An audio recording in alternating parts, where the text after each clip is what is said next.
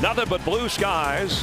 Sunny in the 60s at Soldier Field in Chicago, and very little wind. And this friendly reminder, on any kickoff or punt today, don't blink.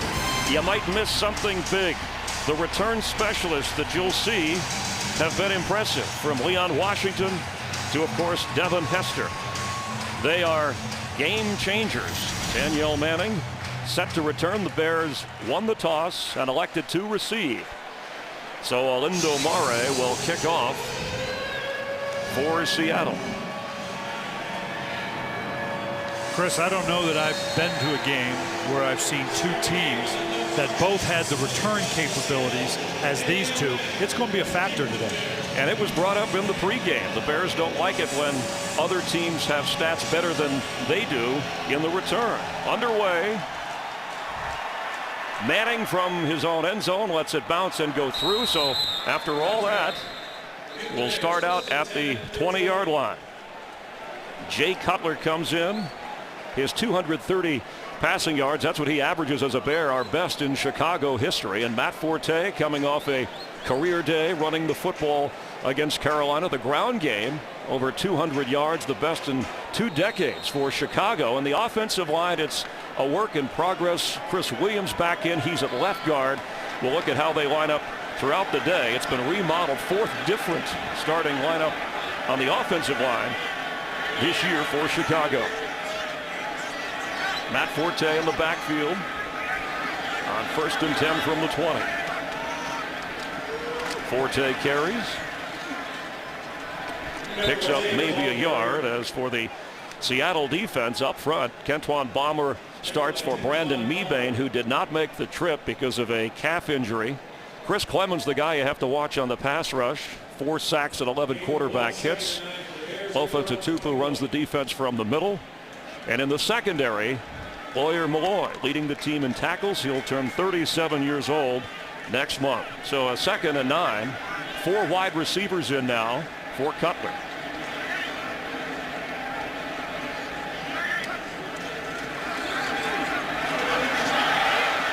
He has time. Cutler going deep, and Devin Hester brings a flag out from the official. Roy Lewis, the nickelback, was back there covering for Seattle. Well, when the play took this long and Jay Cutler broke contain, that puts a lot of pressure on a DB, and it's likely Lewis got a little tag on Hester. Number 34, defense. The ball will be placed at the spot of the foul. Automatic first down. And we're going to see here as he's trailing, and that ball's in the air a long time. Just got his hand in there a little early. That's a delicate timing. Had he timed it just a little bit later, he might have gotten away with it. But clearly as good as a catch now that they're inside the 25-yard line. A 58-yard pickup on the penalty. Forte stays in. Cutler to throw on first down. Pass is complete to Forte inside the 10.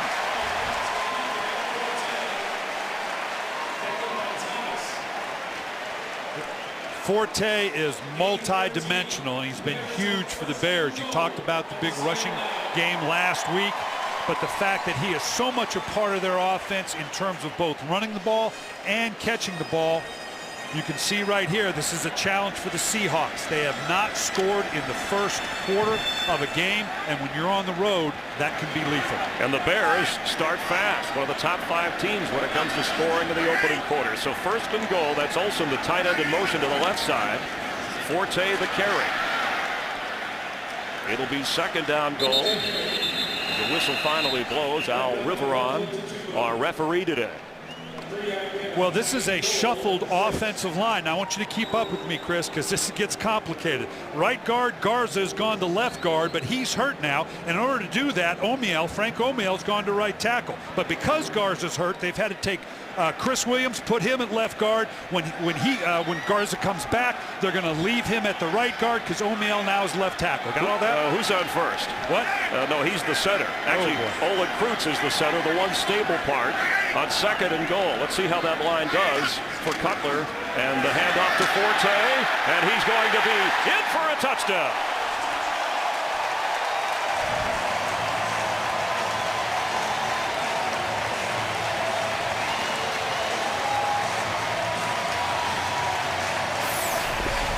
Chicago could not have scripted a better start. This is the way, with the reshuffled line, you want to start the game. Running the ball in for a score. Offensive linemen love to run the ball. They've got to be feeling good about themselves right now, regardless of what position they line up in. And that offensive line you talked about, Brian, did its job. And what a drive, as Robbie Gould will add the extra point and the opening drive. 4 plays, 80 yards, just over 2 minutes, and a 6-yard run from Matt Forte. Can the Seahawks respond on the road, trailing by 7? Today's game on Fox is sponsored by Southwest Airlines. Find our fares online only at southwest.com. A lightning fast start for the Bears after Forte punches it into the end zone. Seattle will get a chance, and that means Leon Washington, who has a bit of a rivalry going with Devin Hester, growing up in Florida in high school. They recognize their talent. Leon went to Florida State, Hester to Miami, and it's continued. He hopes to respond today. And again, the kickers as well aware of the return men as we are and want to play keep away from the specialist who can score in a flash. Pete Carroll back in the NFL. And since he took over in January, 225 transactions, including this week where they acquired during the bye week Marshawn Lynch and traded away Deion Branch back to New England. Well, he's going to find the combination he wants, and they better be drinking the Kool-Aid, because that's job one for Pete Carroll. You got to buy in. And he has Marshawn Lynch in the backfield. Hasselbeck looks to throw and does, low but caught at the 34-35 yard line is tight end John Carlson. And let's take a look at the lineup for Pete Carroll and his offense. Matt Hasselbeck coming in with 4 touchdown passes through the air in 4 games. He's run for a couple. And Marshawn Lynch starting and should get the workload as long as he can hold up. And on that offensive line, once a linchpin for Seattle, now another position, an area under repair. As the handoff goes to Lynch, and his first run as a Seahawk, and he gets a first down. Let's get a game break. Kurt Menefee will keep us updated all afternoon. Kurt? Well, the Eagles trying to score as quickly as the Bears did in your game. End around to Deshaun Jackson. 31 yards later, it's good for 7. And the Eagles take their opening possession, march down the field, and have a touchdown lead over the Falcons, just like that. Chris and Brian. Thanks, Kurt. He'll be keeping an eye on that Giant game, hosting the Lions. As you see the NFC East picture. As for the NFC West, Arizona idle today at 3-2. They lead the division, so the Seahawks would like to chalk up a W and move a little bit closer. Michael Robinson is in and quickly gets the snap. So the fullback running back, Michael Robinson, came in a Seattle version of the Wildcat on what was a first down play. Checking the Bears defense, Israel Adonijah leads the team in sacks. He had 3 last week in a win over Carolina. But watch where Julius Peppers is. Brian Ewu is in starting at linebacker for Lance Briggs, who's out with an ankle injury, and Tim Jennings good with run support from the corner spot on 3rd down.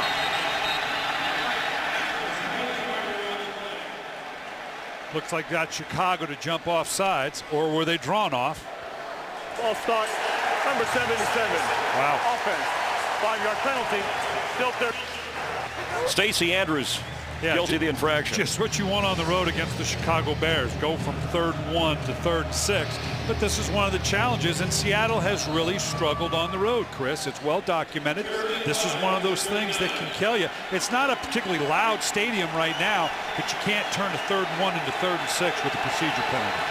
And that's when the Bears and Julius Peppers will light you up if you're not careful. Brandon Stokely in motion. He's the go-to guy here for Hasselbeck. But Matt looks the other way and completes to Mike Williams for a first down at the 46.5 or 45.5 yard line. The offensive line here, obviously, with the Seattle Seahawks, the #1 battle right here, that young left tackle, Russell Okung. Now, they told us, well, he's got 10 good practices in, so he's ready to go against Julius Peppers. Well, it better be he and a whole bunch of friends, because this is a tall order for the young tackle from Oklahoma State. A big first down catch by Mike Williams. Hasselbeck looks to throw, wants to go deep. Down the sideline for Williams again, and he has it. Did he keep his feet in? Yes. And Mike Williams out of football for a couple of years. Quietly returning to the NFL, came in with 11 catches for Seattle. This you can see out here, Williams kind of being reacclimated here in Seattle. Does a nice job with that size. They're going to a no huddle trying to catch the Bears off guard. Forsett is in the backfield. Hasselback for the end zone, and for Dion Butler. Did he hang on? Touchdown Seattle.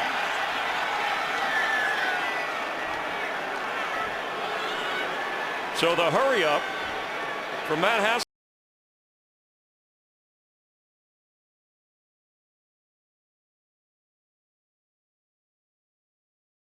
See, he stayed in bounds. I thought he might have gone out of bounds. You love to take verticals down at this part of the field. They went with no huddle to catch Chicago off guard. And they're going to try and hurry and kick the extra point, so there's no review. And I guess the official waiting to make sure the process was completed. You've seen that if you're a Bears fan. So points on the board. Seattle scores for the first time in the first quarter this year. We're tied at 7 in Chicago. Today's game on Fox is sponsored by Bud Light. It's the sure sign of a good time. Here we go. Back here at Soldier Field in Chicago. And Dion Butler hauling in the touchdown pass. First points by Seattle in the opening quarter of this season, and trying to win their first road game. Responding to Chicago's opening drive.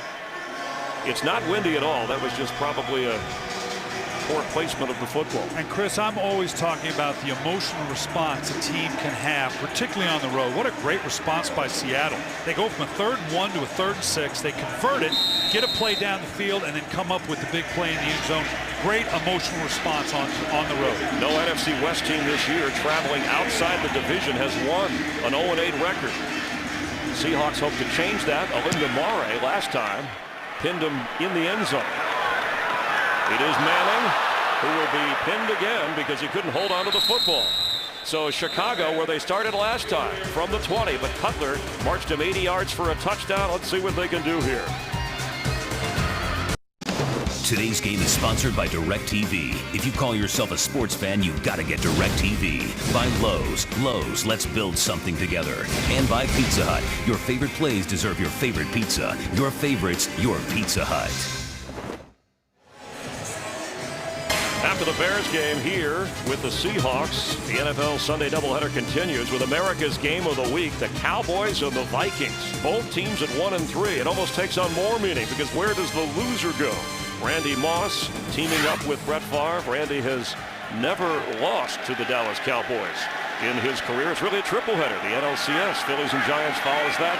A big day on Fox Sports. 1st and 10 for Cutler. The pass tipped and incomplete. Chris, let's go back to the touchdown. This is just the classic 4 verts versus cover 2. Here you can see the safeties. We're going to go vertical on the outside, and I want you to watch what happens to the safety. This really makes it tough on the corner. Right here, stop. He makes the decision. He's going into the tight end. That corner thinks he's getting help over the top, and Dion Butler gets his score.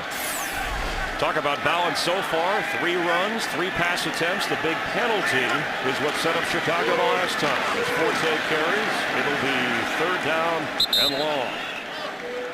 And both teams told us they're going to do a lot of shifting and motioning, Chris. Chicago, what they're trying to do is slow down the presence of Lawyer Malloy.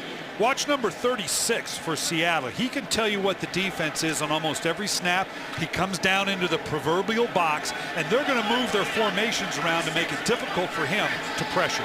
4-time Pro Bowler, Lawyer Malloy, a passing situation, so 4 wide receivers are in with Matt Forte on 3rd down.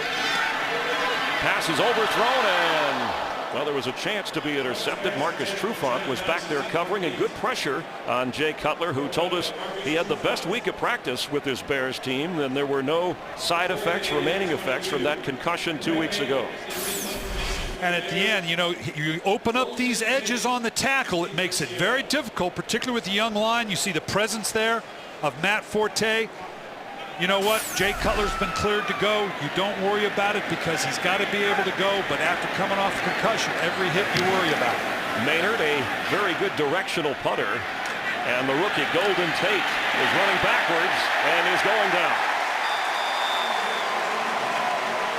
A rookie mistake from a pretty good return guy. Seattle takes over on offense.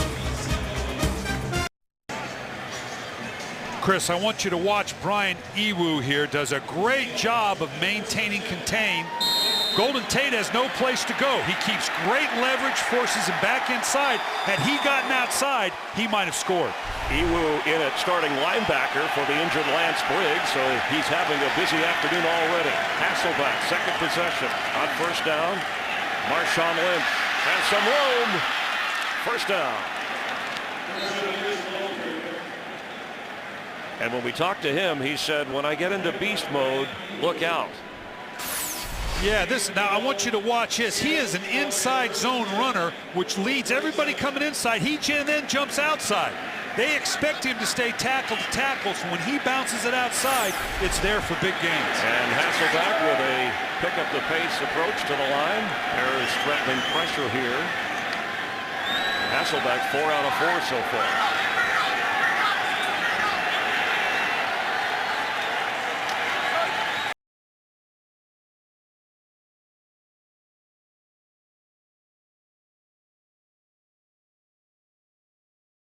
They kept calling. They called Buffalo 10 or 12 times. Hey, let's make a deal. Let's make a deal. And they finally got it made. Just wore him out. It says the thing he likes about Marshawn Lynch is he runs angry.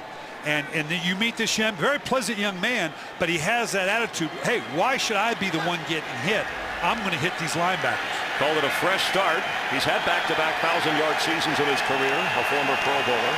On 2nd and 10, Hasselbeck pass complete to Stokely, who's met hard. And Chris Harris wrapped him up in a hurry, one of the hardest hitters in the league. Nice open field tackle by Harris. And Stokely's one of those guys.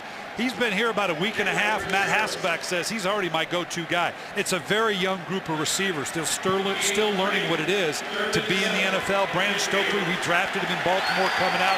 A consummate professional, a meticulous route runner. Stokely joined the team and within 3 days was their leading receiver in the game against the Rams. 3rd and 7. Julius Peppers went across. Let's see if he was drawn. To tight end, Carlson moved. False start, number 89. Offense, 5-yard penalty, 3rd down. Maybe Carlson didn't get enough sleep. Congrats. Him and his wife Danielle having a baby this week. Mom, child, all happy and healthy. But for anybody lining up against Peppers, can't be too happy. And they're putting him over there to help the presence with Russell Okung. We talked about it. But this doesn't help going from a 3rd and 9 to a 3rd and 13.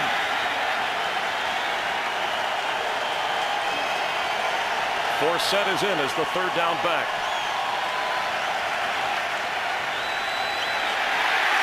Hasselbeck in the grass, got rid of it. Matt Tolina was all over it. They're going to call that incomplete. Now, either way, it's a punt. So Chicago doesn't much care either way. It looked like it should have been in the grasp. But getting that pressure on the inside, they're running stunts. You can just see this pressure coming from the inside. We've said it many times. A quarterback hates pressure on the inside. Julius Peppers stunning around. You can't step up. There's not a lot you can do with it. Devin Hester back to return the punt.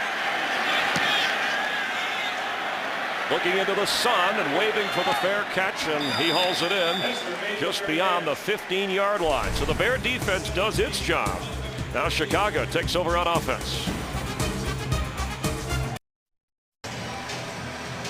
Along with Brian Billick, Chris Myers, hope you're enjoying the NFL on Fox from Chicago.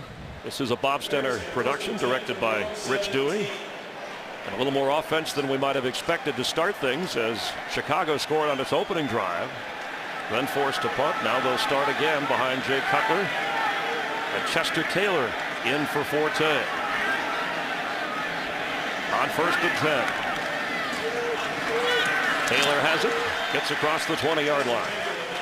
And I've got to tell you, we alluded to it earlier with all this movement. I'll let you go to this first, Chris. I wanted to allude to the Giants and Phillies, a part of a big day on Fox, the NLCS. Game 2, the Giants took Game 1 at Philadelphia. 8 Eastern, 5 Pacific. In high definition, it follows America's game of the week, which is the Vikings and Cowboys, and that follows this game here. I want you to watch all the movement and shifting by Chicago again. And of course, they didn't do it this time.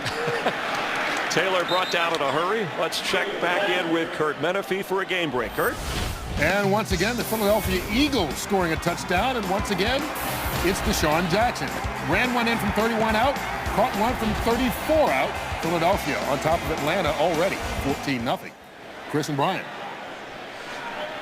Thanks, Kurt. No Michael Vick in that game, and apparently the Eagles sailing along a big day in Philadelphia, with the Phillies hoping to bounce back against the Giants tonight in that NLCS game too. So a 3rd and 7 for Cutler.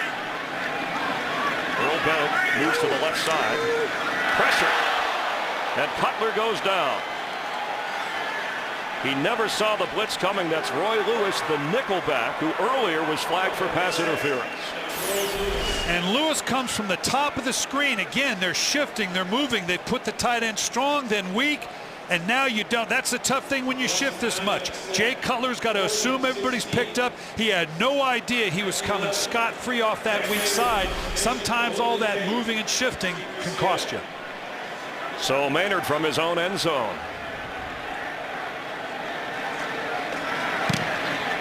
Let's see, as Golden Tate looked one way, steps up, catches it, no fair catch, brought down in a hurry. The kick coverage teams are all over the specialists that we talked about coming into the broadcast.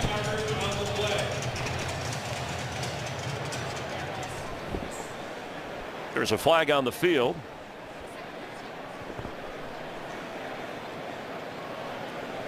Al Riveron is going to take a look here and decide if there's a Holding number 59, kicking team. The 10-yard penalty will be added to the end of the run. First down, Seattle. So there'll be no re-kick. You know, Pete Carroll talked about starting fast. He said at home we have the emotion, the energy, we've done well. He was worried a little bit about the time change from the Pacific to the Central. They're time. kicking off at 10 o'clock, and we coaches worry so much about it. We change schedules, and we visit all the players. I'm at, what the heck? If we play at 10, we play at 10. If we play at 1, we play at 1. Don't worry about it. So obviously they're handling it well. He flew him out on Friday from Seattle. They practiced at a high school nearby yesterday to try and adjust to the time level or time change from the Pacific time zone to the Central time zone as Marshawn Lynch carried on first down. 5 minutes and counting here in the opening quarter. Chris, I want you to look at this. I noticed this yesterday at practice. Brian Urlacher, I'm not sure they don't paint this helmet on. Look at that thing. Could there be a tighter fit than that? He said he likes a lot of air in that thing. But geez, he pulls that off. You got to double check to make sure you haven't pulled a filling in. He has been re-energized, healthy and playing that way as Lynch goes nowhere. And there was Urlacher as a flag goes down. I'll bet this goes against Seattle with the holding on that edge. He's checking with Lovey. Holding number 77, offense. 10-yard penalty, second down. That's a second call on Andrews, the 4th penalty already for Seattle. Yeah, and what happens, we talked about Marshawn Lynch already, starting inside then bouncing outside, and you're going to see here on the right side what happens is once he starts inside and then starts to bounce outside, it changes the direction. Boy, I'd have to see that one again. I'm not quite sure. I didn't see it. If he held real quick. But that's a tough one on an offensive lineman, particularly a pulling one, because all of a sudden the ball breaks out outside of you and the trajectory of the defender changes. But boy, if that happened, that was at light speed. Well, it's going to make this drive a little bit tougher for Hasselbeck and that offensive line that's already sweating. Second down, 20 here. Hasselbeck said of this offense, we need to get really good at something instead of just okay at everything. Well, this down and distance, you typically are going to see a quick draw or possibly a screen. You're trying to get back into a workable third down. Third down being 3rd and 10, you'll take it. And Forsett is in, usually the third down back now with Lynch the starter.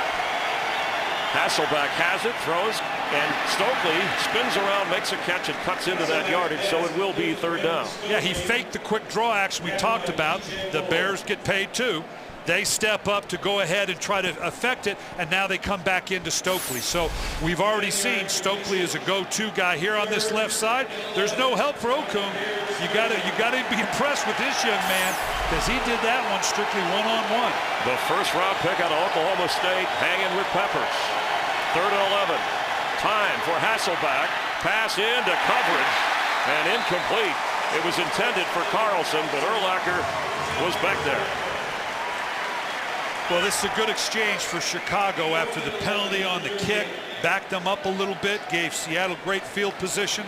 Then the other penalty against Seattle, the holding penalty, the fast holding penalty, kind of evened it up.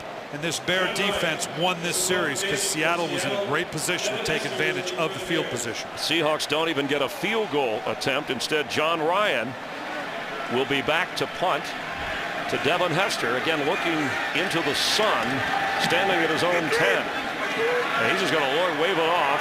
And the kick is well placed and down right inside the 5-yard line,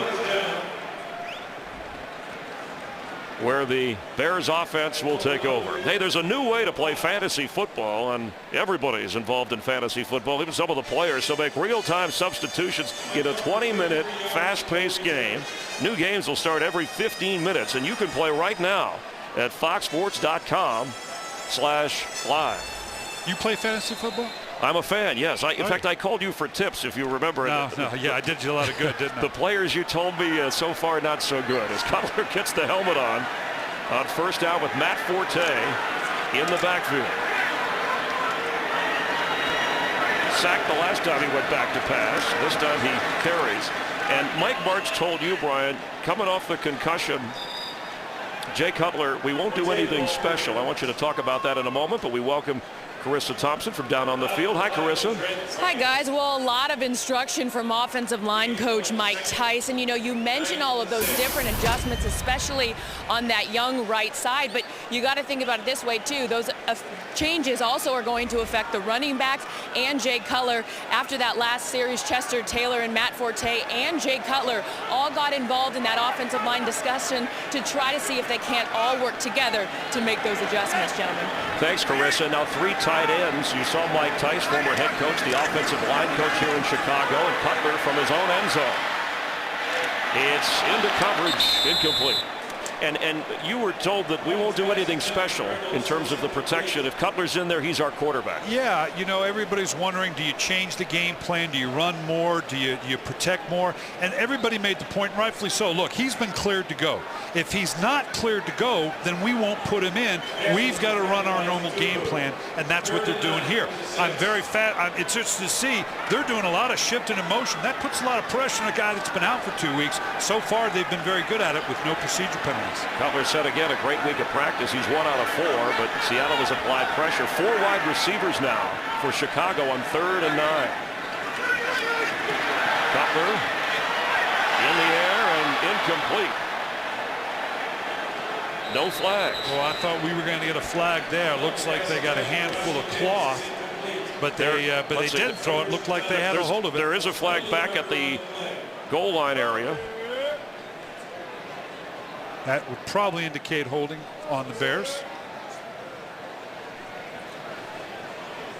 If it Holding, number 68, offense. That penalty is declined. 4th down. It must not have been in the end zone, because if it was in the end zone, then it would have been a safety. Yeah, and we're going to have to see, is he in the end zone? Clearly, he's got his feet on the goal line here. Yeah, and the holding didn't take place inside the end zone. I guess that's the qualifier, so the Bears dodge a bullet there. Frank Omiel called for the penalty. So another punt, 3rd of the game for Maynard. Each time Golden Tate is inching a little bit closer, but the return game has not been as spectacular as advertised. A kick that just sticks at the 36-yard line and goes out of bounds. The early pace of this game now as Seattle takes over on offense. Well, I'm impressed with both teams. I am. We talk about how difficult it is on the road. Seattle they're weathering the storm, you know, with all the penalties and the field position. Chicago, I got to say, for Jay Cutler coming back after basically missing almost 2 full games, Mike Tyson, the job he's doing with this displaced offensive line, you have to be impressed. Leon Washington checks in the backfield. On 1st and 10 for Seattle. That's Butler going in motion to the right side of Hasselbeck, and the play is waved off. Boy, Erlach was Chicago. panicked. He called a quick timeout. They were obviously misaligned for what Seattle was doing. Let's check in with Kurt Menefee for another game break. Kurt?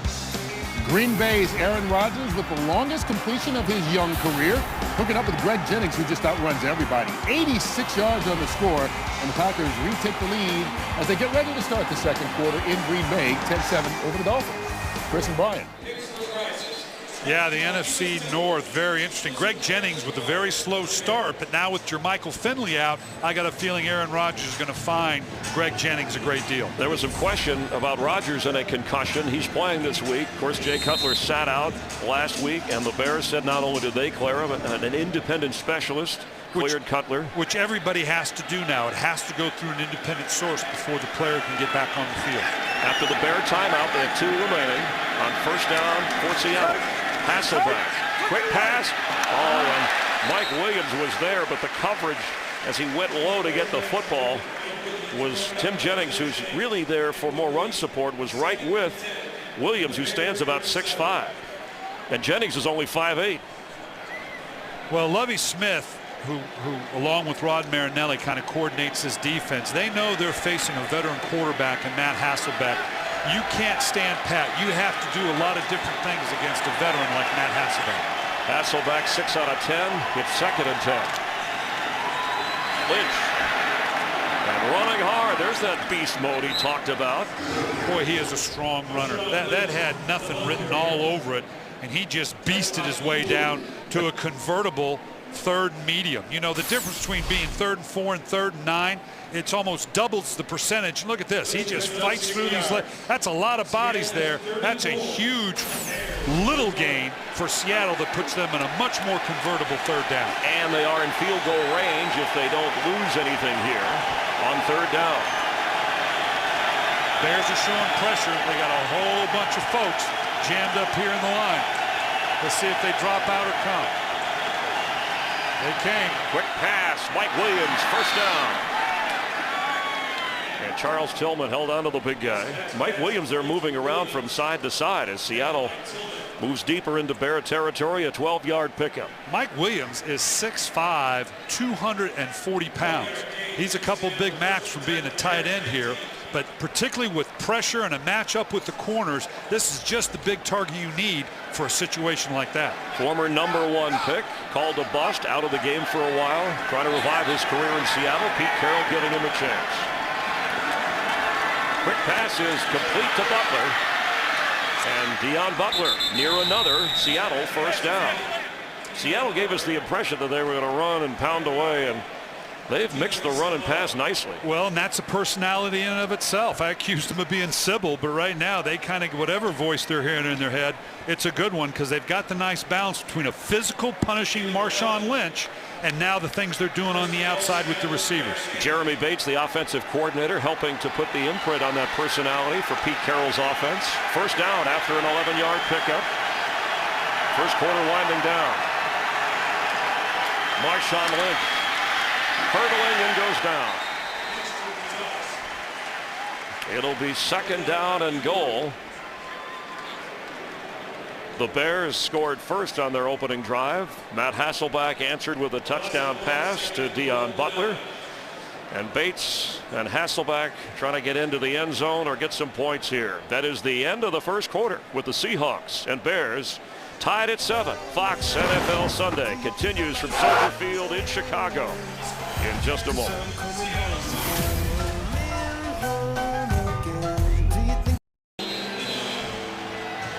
Start of the 2nd quarter, and we're tied, but the Seahawks are threatening on 2nd down goal. Well, I'd say they've more than handled the 1st quarter woes they've had. Huge difference in yardage and time of possession.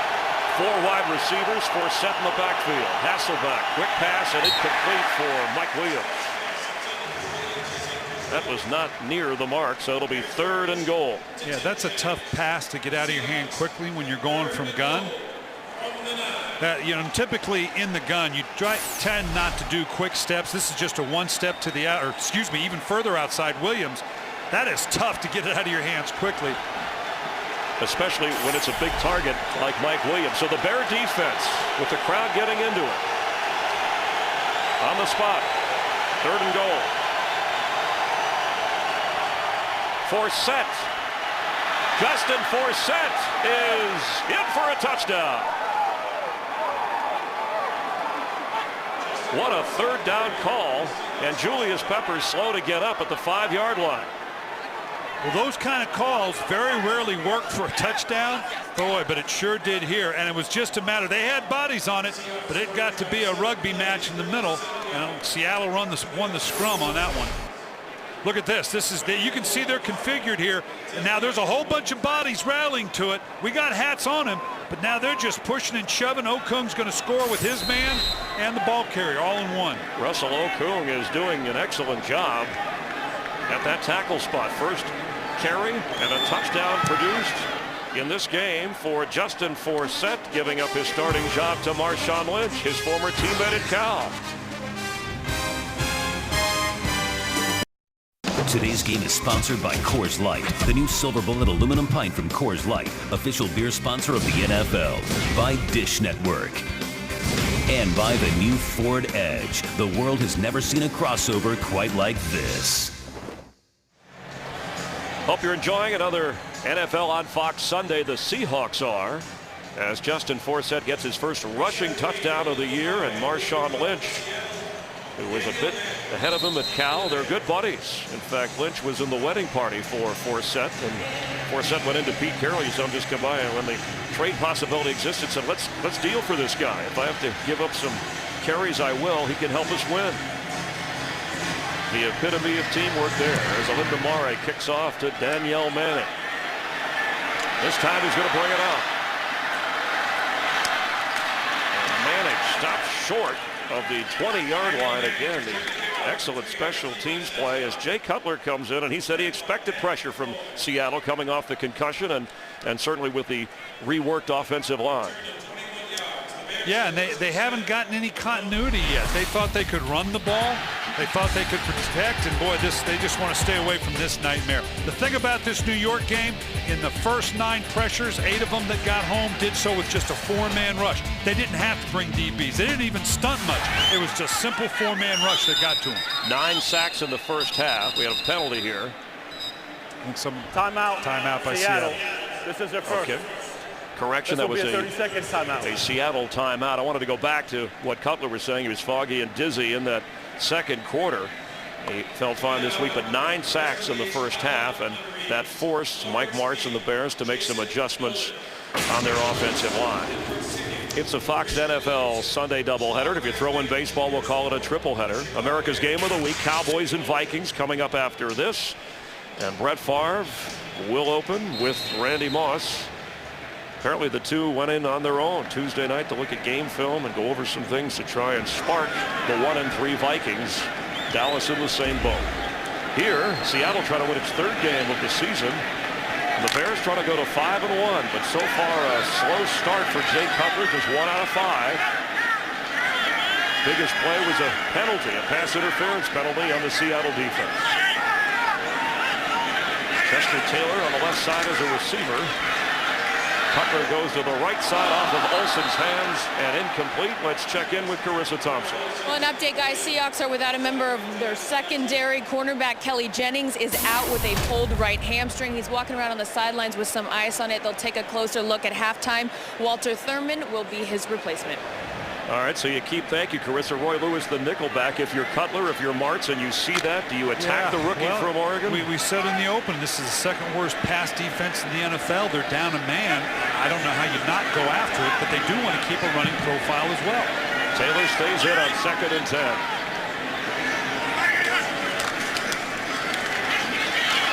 For Aromashodu, and he has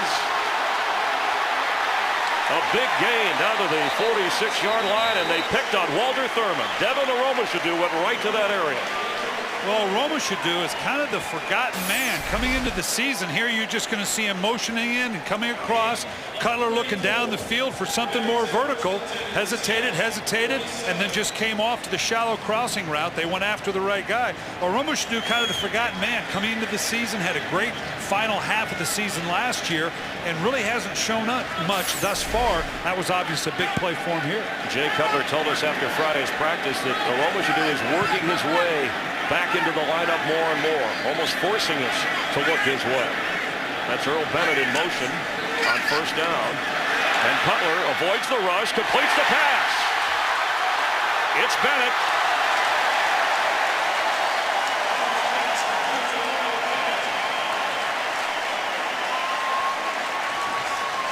A 36-yard connection between the two former Vanderbilt teammates. A lot going on for Jay Cutler, but he's weighing it out here. A lot of people crossing. He avoids protection or avoids pressure there, gives him the time to hit Earl Bennett. All this motion and shifting. They're trying to find the best matchup, and in these last two plays, they have found it. Seattle hustling to get their defensive players off the field. On first down, Cutler. Pass is incomplete, and he got hit hard and went down. Let's check in with Kurt Menefee for another game break. Kurt? Ben Roethlisberger was picked off on his third pass of the season, but hangs in there against Cleveland and makes up for it. Hooking up with Mike Wallace on the 29-yard score. Obviously, his first touchdown back from suspension. And the Steelers have a 7-3 lead in the second. Chris and Brian. Thanks, Kurt. Big Ben doesn't want to be called that anymore. Steelers did an excellent job without him. Only one loss this year. Bears only one loss this year. In the red zone, 4 wide receivers. Cutler's been much better down here this year than last year. They give it to Forte, and he goes down in a hurry. Seattle was ready for that. Thurman was involved with Chris Clemens on the tackle. Thurman coming up from that corner spot, and Clemens nailing down that end spot. You know, they're moving and shifting, as I'm saying. They got to be real careful with Jay Cutler here now, particularly in the red zone. When you shift and open up the edges like that, both in the running game and in the passing game, all of a sudden that's a very short edge. You don't want to force Jay Cutler into a mistake down here. And Jay told us you get a little older, you get a little more cautious. You have to come away with points when you're down here. Sure, you'd love a touchdown. 3rd and 10, trailing by 7. Cutler under pressure. And goes down. Looked like Aaron Curry eventually brought him down. Frank, this is exactly what I'm talking about here. I love the motion, but I want you to look right here. This is an open end with that tackle. There's no tight end presence. There's no back presence back there. That's a short edge to come to this running to this quarterback. This is where you tend to make an error if you're not careful. Nice job in his part, pulling it back down. Don't force a turnover. Take the 3 points. Robbie Gould to try a 34-yard field goal. The kick is good. Robbie coming off his career high of 53 yards last week. But Seattle's defense holds Chicago to 3. Good news for Jay Cutler, no turnover in the red zone. The bad news, they don't get the touchdown. There's the number 2 quarterback, Haney, for today's game. Cutler 3 out of 9 so far, 83 yards. Touchdown came on the ground with Forte. So after Gould's field goal, cutting the Seattle lead to 4, Leon Washington, who had 2 touchdown runbacks in a win over San Diego earlier this year, has a chance. And is cut down just beyond the 25-yard line. Wednesdays make lunchtime your prime time. Lunch with benefits at foxsports.com. It's a one-of-a-kind show from your computer. 1 Eastern, 10 Pacific, and we have the after party with Jay Glazer. Of course, Brian Billick, coach speak, always entertaining. I remember you told me the computer was a passing fad. Now you carry that thing with you everywhere. Yeah. A passing fad. Hasselbeck has been passing his way, 8 out of 13 for already over 100 yards, and Seattle has a 4-point lead. And he's going to pass again if he can. Gets rid of it. I'm surprised, having seen Seattle this year, how well they're playing away from home. Yeah, and it's a mindset. And we could tell, I alluded to it earlier, talking to the players, and I think they were just drinking the Kool-Aid, but Pete Carroll sold them on, guys, it is a mindset. And the players were like, hey, this is no big deal. We don't care where you kick it off. They were drinking the Kool-Aid in our meetings yesterday. So far, so good. Lynch, who got the start, gets the carry. And the ex-Bill brought down in a hurry, so that'll bring up a third down. That's Brian Ewu. Again, the ankle injury keeping Lance Briggs out. He did not practice all week. And Ewu, who has been a terrific special teams player, not only here for the Bears, but when he was in Jacksonville. That's the difficulty when you take your best special teamer and have to start him now. He can't do everything. It affects your special teams. Not having Lance Briggs hurts. This guy's a dynamic player. Ewu is a solid player. Briggs is a special player. Briggs looks on 3rd and 9. Peppers is on the left side. Pass complete to the tight end Carlson, but short of the first down marker. You know, the coaches in Seattle kind of expected more out of Carlson, although he's on pace. He's been a 50-plus catch, guys, the last 2 years. He's on same pace right now. Big physical receiver, but they expected a little bit more out of him. Hasselback, this is a go-to guy for him. If for no other reason, he's most familiar with him as anybody on the roster. John Ryan ready to punt. Standing inside his own 20. Devin Hester watches it bounce. And these kickers and punters have been doing an excellent job to keep the return men away from the football. Today's game on Fox is sponsored by Windows 7.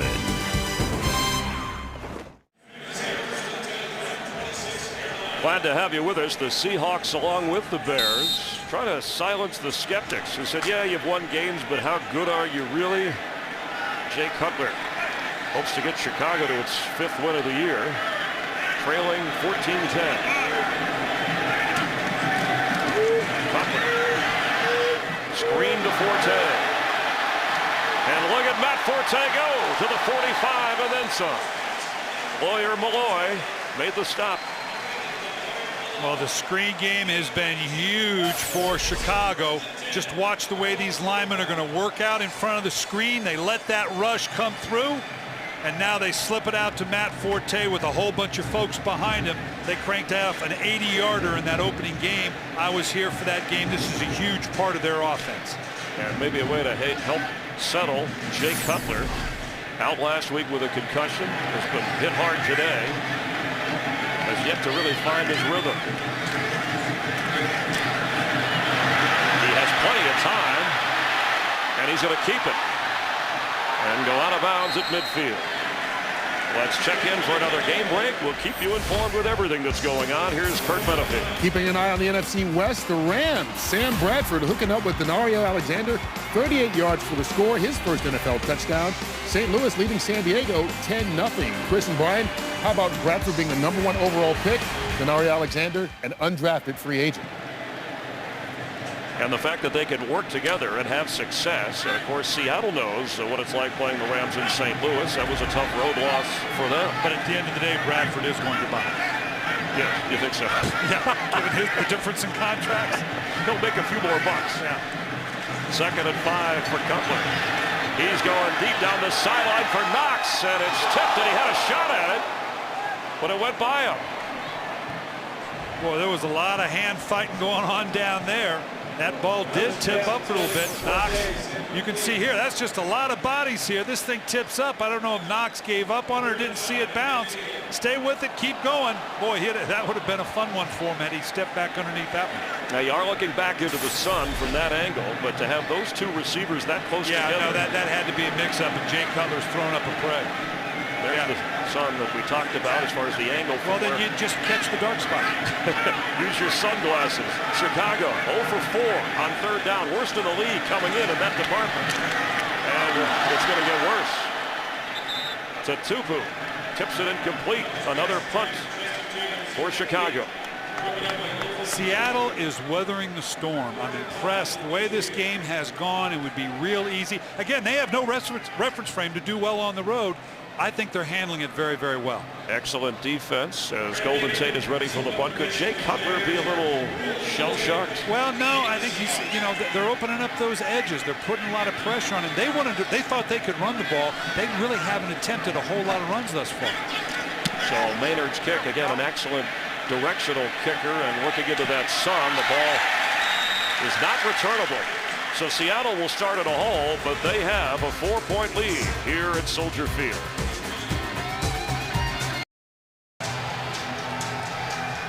Seattle standing in its own end zone on a first down. They have the football. They have the lead. But their defense wants a little hometown support.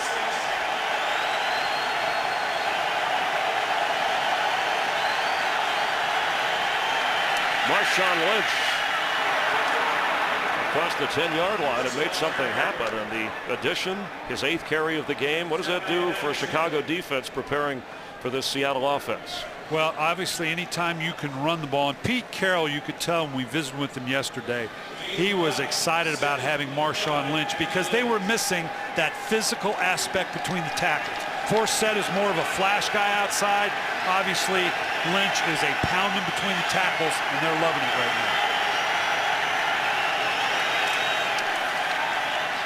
Hasselbeck pointing, throwing to Lynch, who goes out of bounds near the first down marker. And we've seen a bunch of these boots and waggles. This was a staple for them under Matt Hasselbeck. They did a lot in training camp. Really haven't done much this year because they haven't run the ball consistently. Now you see that Marshawn Lynch is cranked up in the running game. You see more of these boots and waggles getting outside to contain of the pocket. So Lynch, a run, a catch, a first down for Seattle. Have a little more breathing room from their own 16-yard line. Justin Forsett checks in and carries. Slips to the outside, and Forsett has a first down for Seattle. That combination of power and then the slippery speed outside. Yeah, I want you to watch here the difference in the two. Marshawn Lynch pounding away. Now here we're inside the pits, and watch the way he just steps around these blocks. Quick feet, bounces, nods, steps to the side. Totally different style than Marshawn Lynch. And this is a league of two-back punch. You got your big punch guy with Lynch. You got your flash guy in Forsett. On first down, Forsett carries across the 30-yard line, and I realize we have 7 minutes to go here, but we haven't called in the first half Julius Pepper's name very much against the rookie left tackle Russell Okung, the first-round pick out of Oklahoma State. And you're exactly right. That's impressive. They've done a few things to help him, but we've already seen he's been left one-on-one with Peppers for a while, and so far, the young man's holding up real well. Okung got in against the Rams, some 25 snaps to get his feet wet. As Hasselbeck throws incomplete, intended for Michael Robinson. And they've been pushing Matt Hasselbeck a little bit. Matt Hasselbeck has made a career in Seattle, primarily under the Mike Holmgren offense. Get the ball out of your hand quick. Tempo, tempo. They've been trying to get him to be a little more patient. They don't want sacks. They don't want interceptions. But let a play mature a little bit. We'll get more plays down the field that way. Bears defense facing another major moment here on 3rd and 6.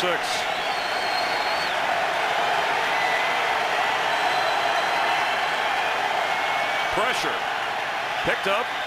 Pass. Mike Williams hangs on for a first down just inside the Seattle 40. Mike Williams, after being out of the league for a while, has been reborn in Seattle. Again, a big physical receiver. Matt Hasselbeck been in this league a long time. He knows when he has matchups that favor him. This is a gifted athlete that has had to learn to be a pro, learn what it is to be a functioning member of the community. It's nice to see a guy get a second chance. Hasselbeck complete. Chris Baker, the tight end, inside the 45 of Chicago. Boy, and this drive has silenced the Bear fans. This thing started off in the shadow of their own goal line, and Seattle doing a nice, they start off pounding with Marshawn Lynch. They got it to Forsett with a couple flash plays, and now Matt Hasselbeck has got into a flow throwing the ball. The fans stunned. How much does this have to do with Lance Briggs being out of the game for Chicago? It doesn't help. Hasselbeck underneath at the 40-yard line. Urlacher is there, and Stokely makes the catch. An impressive drive against this Chicago defense. And you've got them on their heels a little bit. I'm not sure you don't pound away just a little bit here now. You started off running the ball. You've thrown the ball. You've got Chicago thinking, we got to stop this pass. I'm not sure you don't hand the ball off to a back here.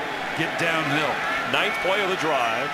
On 2nd and 5, Lynch checks back in. Let's see if they follow your cue on pounding the ball. Instead, they give it to Michael Robinson, the fullback. What did Lynch say about having a fullback, not used to having a guy? Yeah, he says, I got my own special secret service. I got my own personal protector. And Marshawn Lynch is more of a two-back. You know, some backs don't like having a guy in front of him. Forsett wants to be a single-back guy because now he can go more to an open area. Don't add another body. Marshawn Lynch, put a big back in front of me, be my personal protector. I'll pound away. 4 out of 7 on 3rd down for Seattle. They have 3rd and short here, and Forsett is in instead of Lynch. This is kind of Stokely area right here. I'd watch for Brandon Stokely. And we have a timeout, Seattle's 2nd timeout. They have 1 remaining. Julius Peppers, who had such an emotional game going back to Carolina last week in the Bears' victory, has been held in check. And you can see here, he's a little winded. This is what happens to a defensive line. So's the guy standing there wiping his face. Yeah, look at him. You know, he's tired. Well, that's one thing Brian Urlacher said. Even if the stats don't show up, because he's out there, offenses are worrying, doing other things that allow some of our other defensive players, like an Israel Adonijah, who had 3 sacks last week, to make big plays. What Urlacher liked about it, he said, because he draws so much attention, the backs have to stay in and help the tackles. We don't get guys leaking out as much. We don't have to cover the backs out of the backfield as much. But right now, they're going to have to cover everybody because Seattle's kind of doing whatever they want. So a 3rd and 2.5 after Seattle talked things over. Again, watch Stokely right here. I'd be looking for him in this down and distance. For Butler, and he's brought down short of the 1st down marker. An excellent tackle over there by Zach Bowman. Great open field tackle. If you're going to play good defense in this league, you've got to have good open field tackles, and that's exactly what Zach Bowman did. Prevented the 1st down, forcing Seattle to punt. Now, would you have played that a little differently if you were the Seahawks, especially after the timeout, given where you were, field goal possibility in terms of what you would do? Well, I'm sure they had a combination. He was looking downfield. This was his last option, hoping the guy could maybe break a tackle. That, you know, when it's 3rd and 4, you don't design a play to be 3 yards. A big stop by Chicago, out of field goal range. So Ryan kicks it, tries to force Hester to fair catch it, and he does, just beyond the 6-yard line. Tonight, game 2 of the National League Championship Series. The baseball giants, San Francisco's Giants, will send Jonathan Sanchez to the mound against Roy Oswalt and the Phillies, as San Francisco tries to go up 2-0 in the best of 7 coverage of game 2 of the NLCS. 8 Eastern, 5 Pacific from Philadelphia. It's in high definition only on Fox. We'll take you through the National League Championship Series all the way through the World Series. And don't forget, after this game, America's Game of the Week, Cowboys and Vikings coming up. Well, I love this. We're back and forth. Seattle had to start a drive in the shadow of their own goal line. Chicago's kind of the same place. Let's see if they can push it out from the end zone here. 9 runs for the Bears on offense, 14 passes attempted for Mike Martz and Jay Cutler. And Cutler just got rid of it. Good pressure from the Seahawks. Yeah, they were trying there again. They're opening up these edges for Seattle. Seattle's not a particularly big defense. Chicago felt like they had an advantage, Chris, with the size of their offensive line against this smallish end. Here you can see tight end releases, try to cut right here. He was trying to go for a quick little screen, looks like, to the weak side. Didn't have time even to set it up. I'm surprised they're not trying to press the run a little bit, given the size advantage they have against this, particularly the nickel front of the Seattle Seahawks. But you know Mike Martz, balance for him is 60% throw and 40% run, and they'll throw here. Cutler for Johnny Knox. He can fly. Inside the 25 of the Seahawks.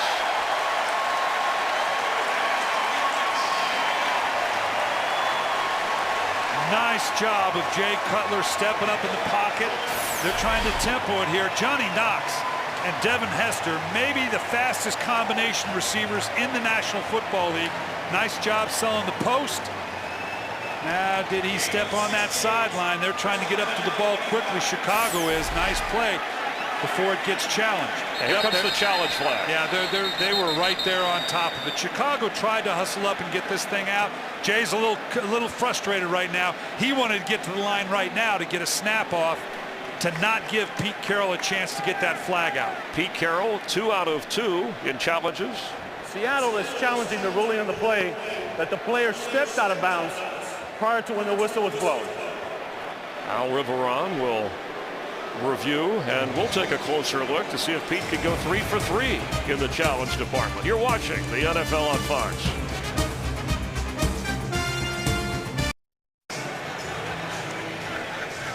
Chris, I think this play is going to stand. As you can see here, Johnny Knox right there. Looks like his foot is clearly in bounds. Now the next foot, what's it do? Right there in bounds. I think the Bears are going to have this big play down on the 25-yard line. Thank goodness for high definition.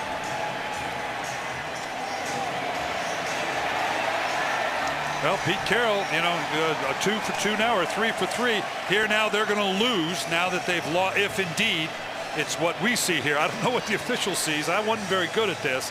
But obviously, if they see it the way we see it, he'll lose a timeout and have 1 remaining. Pete told us he has help upstairs, an offensive coach, a defensive coach that is specifically, that goes through one voice to say, hey, yes, we should challenge, no, we shouldn't, and they were quick to throw. Of which you can trust none of it, I promise you. Don't listen to the player. That's what every coach tells you. And even the guys up in the booth half the time. It's for Johnny Knox, if it stands, the 67-yard catch and carry is a season long, his career long 68 yards. The ruling on the field stands. Seattle has been charged with the 3rd timeout. Seattle can no longer challenge any plays this half. Interesting, you said you weren't very good. Seattle head coaches on challenges all time hit just 25%. There again, real clear cut. There, no, he's clearly in bounds. Next one. Now, they were right here. They could see it. Like you said, you got all that help upstairs. I'm not quite clear, but I guarantee you there's some coach saying, Coach, he was out of bounds. He was out of bounds. And it's like, man, what were you looking at? So the big play from the big play receiver stands. It's a 1st and 10 from the 25 with Matt Forte in with Cutler. And Jay to throw, has time, and completes. Falling down at the 12-yard line is Johnny Knox. Another 1st down. Yeah, now they're inside. You know, Johnny Knox is his go-to guy. As I said earlier, this is a fast combination with Devin Hester and Johnny Knox. This would be a possibility of a Matt Forte down. I'd expect a quick run here. Nearing the 2-minute warning. Yeah, they're just going to take this down to the 2-minute. Well, Bears have both of their timeouts remaining. So that's where we are. All right, you've been warned. Chicago is on the move, trailing by 4 at home.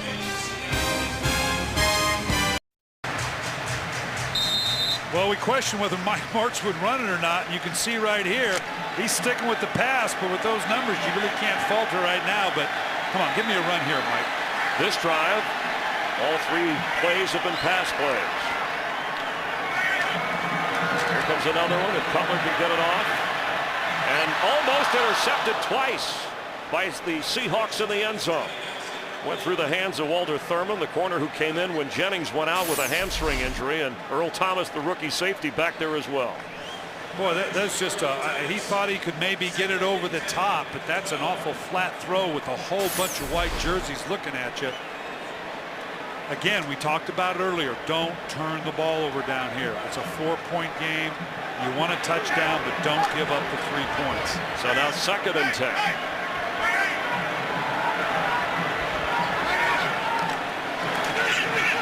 Cutler's pass on the other side of the receiver, but a nice catch made by Devin Aromashadu, who had to get a stop and turn. And it'll bring up third down. And again, the Bears 0 for 5 on third downs today. And they came in as the worst in the NFL, just about 21% on third downs in the league coming in. Well, this is where Mike Martz knows that Jay Cutler has to be careful. It sounds awful conservative, and hey, whatever you do, don't screw up. You got it, never up, never in, you golfers say. But by the same token, let's don't turn the ball over. Whatever shot you take here, be smart about it. Cutler just wasn't comfortable, and the Seattle defense stiffens, forcing a field goal attempt. Shaking his head as he walks off the field. There again, you see this pressure. They've opened up that edge. That's a receiver right there on the edge. Couple guys coming off, hands up high, forcing an early throw without actually getting a hit on the quarterback. That's a win for Seattle, even though they've gone the length of the field to only hold them to 3. Lofa Tatupu, remember, said play pass until it's not. Every play in that drive was a pass. So Robbie Gould is good. So the Bears inch a little bit closer, trailing 14-13. Tomorrow night on the all-new House, smallest patient fights to survive. Can House perform a miracle? It's a medical mystery that'll surprise you even at the very end. Jennifer Gray is the guest star on an all-new House tomorrow night at 8, 7 Central, and viewer discretion advised. Lovie Smith said, I always try to keep the same mood, low-key, even temperament, whether we're up, whether we're down, whether... Well, Lovie does that, but I'm not so sure, Lovie, again, how are they winning? Last week, good defense, ran for better than 200 yards. And I'm not trying to say they shouldn't continue to throw the ball, but at some point, Mike Tice, I'm sure, is also thinking, you know what, my guys would love an occasional run here and there, because this young line, all of a sudden now it turns into a track meet, and that's awful tough on a young, displaced offensive line. And Leon Washington, proof that one big return can change things, as he helped win a game against the Chargers, who were trailing at the last point we checked. Green Bay, and I know Bear fans are interested in that game, tied with Miami at the half. The Visa halftime report coming up with Kurt and the guys. All the highlights and information you need to know.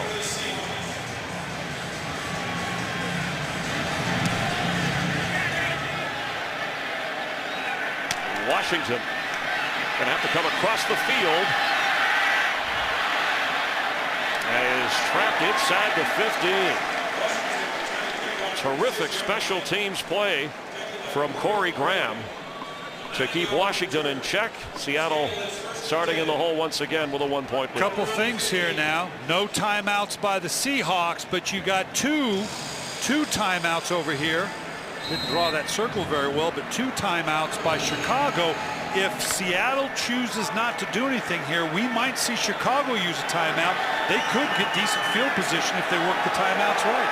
So let's see if Hasselbeck, he runs it on first down to Forsett, who has room, pushes it out near the 25-yard line, close to a first down as the clock continues to run. Yeah, no, with that kind of game, Lovey's not going to do that because it's too short a distance to convert. Either gain nothing by calling the timeout. Forsett will carry again, stop short of the first down. Now maybe would you call time because you're faced with a third down if you're Seattle. Yeah, I think he's going to let this run because on a 3rd and short, you really needed to stuff them on first down to say, okay, let's use our timeout, see if we can make something happen with the punt. Forsett remains in. He gets the carry, looks for the first down and gets it. And Seattle with no timeouts, as you mentioned, Brian, they're going to let the clock run. And of course, they lost the challenge, so they can only challenge one more time. Otherwise, inside of 2 minutes at the end of the game, it would be a booth review. But Seattle, which has struggled on the road and in different time zones, is holding its own here with a 14-13 lead at the break. Coming up, the Visa halftime report. Kurt, Terry, Howie, Michael, and Jimmy with all the scores and highlights on all the other NFL action. The Bears trailing by 1 at the break. A bit of a surprise here in Chicago that Seattle on the road has a 14-13 lead, given there are 2 road games this year. Pete Carroll's team outscored miserably 51-17. So how did his team handle the road today? Well, veteran lawyer Malloy fired up the team prior to the kickoff. We got to win on the road. Open your eyes. Where we at? Where we at? Let's go. Home. And the defense, as well as the offense, playing as comfortable as if they were at home. Well, and that's what Lawyer Malloy is here to do. You know, Pete Carroll had Lawyer Malloy early in his career. Said he was kind of a wild cannon. Now he's one of his leaders because it is all about mindset. And as I said many times, they're drinking the Kool-Aid. They're believing it. Right now it's 14-13. Robbie Gould kicks to Leon Washington. And look at Leon go. Best return of the day out across the 40-yard line. No flags on the field. Let's head down to our sideline reporter, Carissa Thompson. Well, guys, catching up with both coaches at halftime for Lovie Smith. Not too happy. He said, we are lucky to be down by only one. I said, you know, you thought you'd be able to run the ball against the Seattle defense, but you went to the aerial attack. He said, you know, honestly, we aren't even doing that well. 0 for 6 on third down conversions. Can't get it done in the red zone. For Pete Carroll, he said it's all about stopping those breakout plays and those yards after the catch. Loves what Marshawn Lynch has added to this offense, gentlemen. And Seattle's offense, which has gone toe-to-toe with the Bears defense. Marshawn Lynch goes face-to-face and does a nice job to avoid a major loss. So it'll be second down for Seattle. I think that's what's been surprising, how well Seattle's been able to move the ball against this Chicago defense minus Lance Yeah, Green. and opposite to Lovie Smith, who said that we are lucky only to be down by one. I think Pete Carroll probably told his guys, hey, you guys earned this 1-point lead at half. We haven't been here a lot. You've handled being on the road. You've weathered the storm. Now let's go take control of this game. And the defense of Seattle holding Chicago to a couple of field goals when they were down in scoring position for a possible touchdown. Second and 10. Hasselback's throw to Mike Williams right at the 49. He was brought down there as Williams has been a big target. Tim Jennings stayed with Mike Williams, his 5th catch of the day, and that leads all receivers. So third down now for Seattle. Well, Tim Jennings is all of 5'8" or 9 at best. And as we said, Michael Williams 6'5". You get that kind of matchup, you're going to take advantage of it.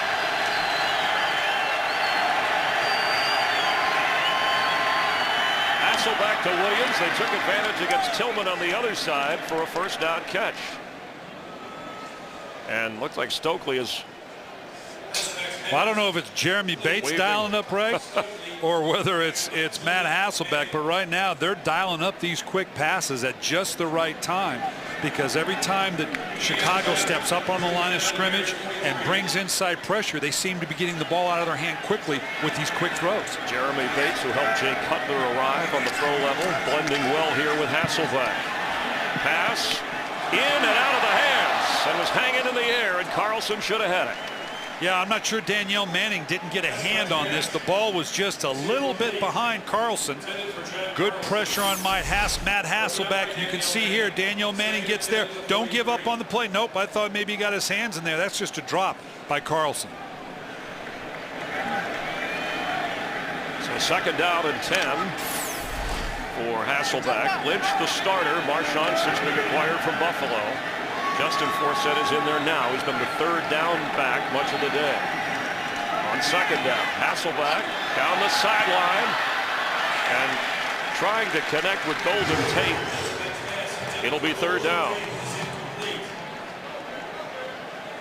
Yeah, you can see they're going to pick their spots here on this backside. I want you to watch the help they get on the left side against Julius Peppers. The tight end starts there. The back has a presence, allows the tight end to overcommit to the outside.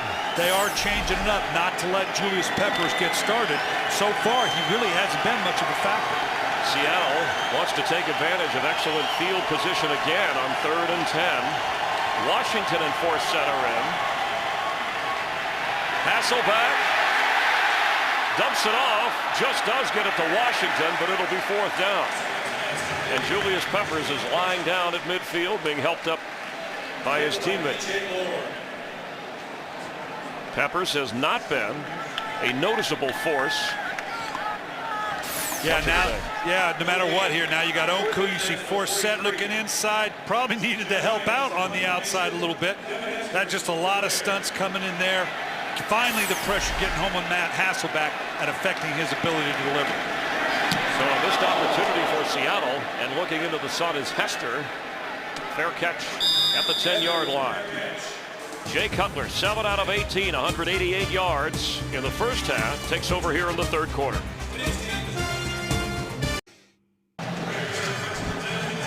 Along with Brian Billick and Carissa Thompson from down on the field, Chris Myers, and glad you're with us from Chicago and the NFL on Fox. On first down, going nowhere is Matt Forte. For the 5th time in this game, the Bears are starting inside their own 20. They've had horrendous field position.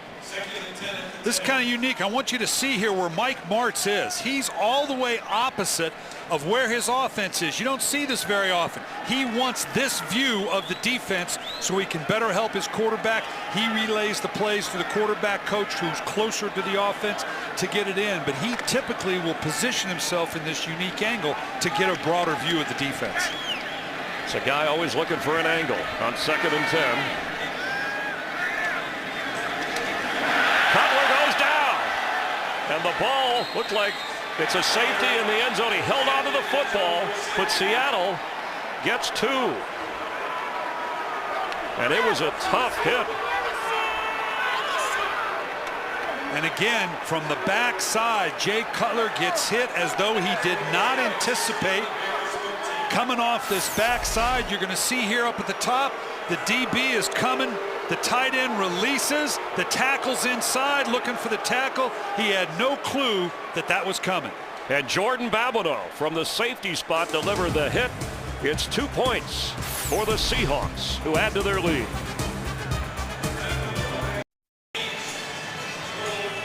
Seattle's defense producing points. 16-13 Seahawks lead, and they're going to get the football as Jay Cutler is sacked for the 3rd time, recovered his own fumble in his own end zone.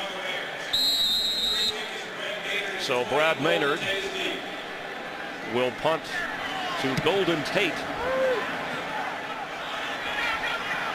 And a rookie from Notre Dame has it. Right up the middle of the field, stopped at the 38-yard line. All right, right from the get-go, here's the problem. You got a DB coming from the outside, and now this tackle, Omiel, he should have opened up. There's no question that given the front that they had, stop right there, he needed to open up to the outside here. Jay Cutler has no clue this guy's coming because based on the front, the tackle should have opened up for that secondary man. And here you can see with the hit, the ball clearly comes out. They're lucky that it kind of falls or rolls back into the stomach of Jay Cutler, or it might have been a touchdown for the Seattle Seahawks. That reworked offensive line beat on that play as Marshawn Lynch is beat down to the ground by Brian Ewu. It'll be 2nd down for Seattle. You know, the sacks, obviously, and some of these, you know, you're talking about all the sacks that came in the New York game. It's really not a matter of the number of sacks. It's when do they come.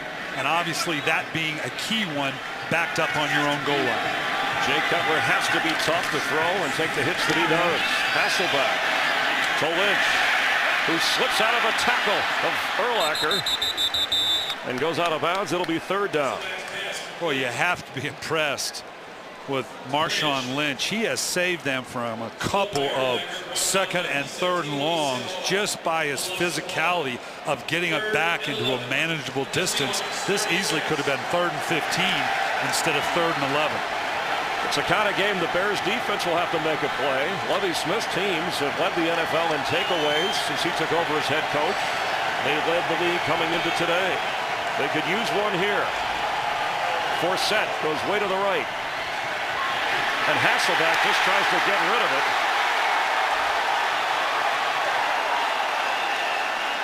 Is that a shovel pass? Well, that remains to be seen. They're calling Bears the Bears. He shoveled that underneath. It's all about the angle of the arm. Was it a pass or were you fumbling it forward? They need to sort this out and discuss it. You can't just roll it forward. So they're overruling it here. Riveron came in and said, look, this was an attempted pass. Watch right here. He sees the screen is dead. Pulls it back in. Ooh, boy.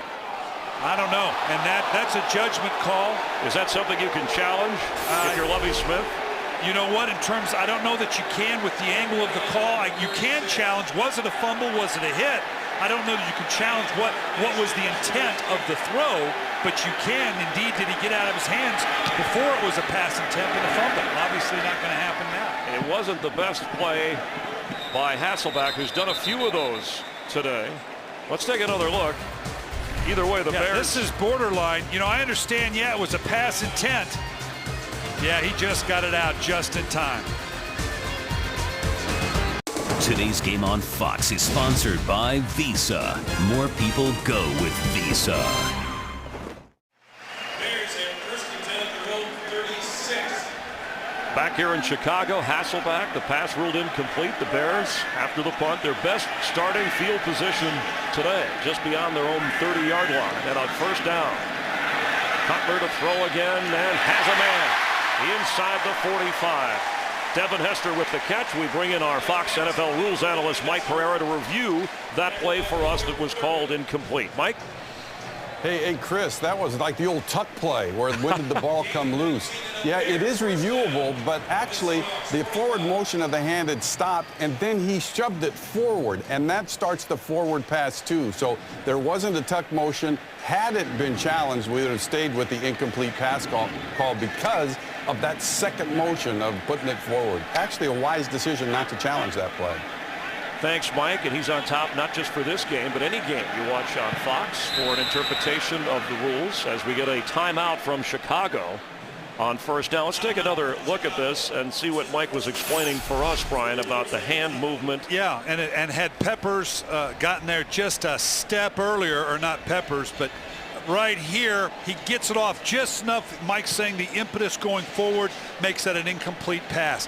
Had the defender hit the hand a little earlier, you might have been able to call it a fumble. Clearly, the impetus was going forward. And that was Henry Melton applying the pressure. One of the guys that Lovie Smith pointed out to you after practice that he thought he was growing into a top-notch player, one of the reserve defensive linemen. Something I learned from the past on those reviews, if it was reviewed from Mike Pereira, was that you would review the play all the way through the fumble recovery. It's not just part of the play, but as he pointed out, Lovie Smith making the right call, not challenging, and especially because it was a third down stop, you figure we're going to get the football anyway, and the Bears do. So trailing by 3, first and 10 from the 45.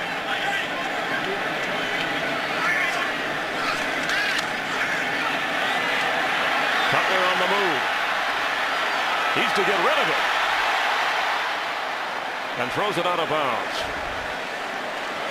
Yeah, that's vintage Romo there. Tony Romo looks like Tony Romo stepping in. He's going, woof.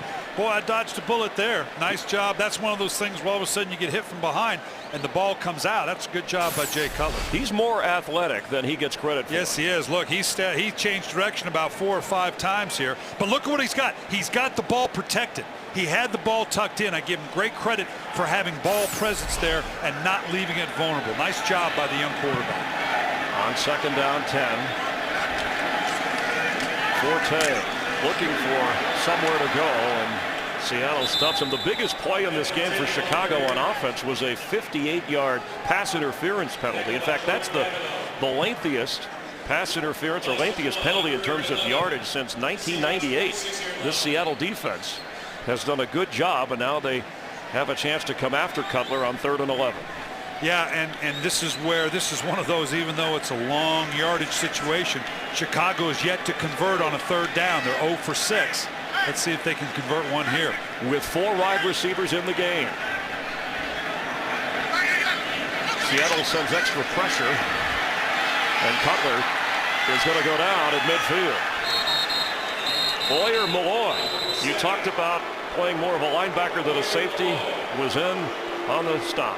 Yeah, I want you to watch one more time here. Off the edges here. They open up both edges. No tight end presence. This is very tough for a tackle. I realize you're in 4 wide. You want to get that athleticism on the field, but that's a awfully short angle for a defender. And when you got a Jamarcus Webb, young rookie out of West Texas A&M, which I've never heard of, that's awful tough for a big athlete like that to hold out a defender with no edge help whatsoever. So the Bears missed a golden opportunity. And Golden Tate lost the football. Still lost it. He tried to gather it in, but let's see. That ball's changing possessions about 3 or 4 times there. The Seahawks somehow hold on. Dodged a bullet there. That would have been one of those takeaways that the Bears would have loved to have had. So the 19th career sack for Lawyer Malloy.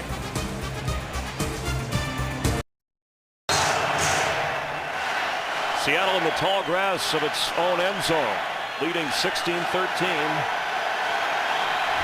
First down for the 7. Marshawn Lynch, the running back for Hasselbeck.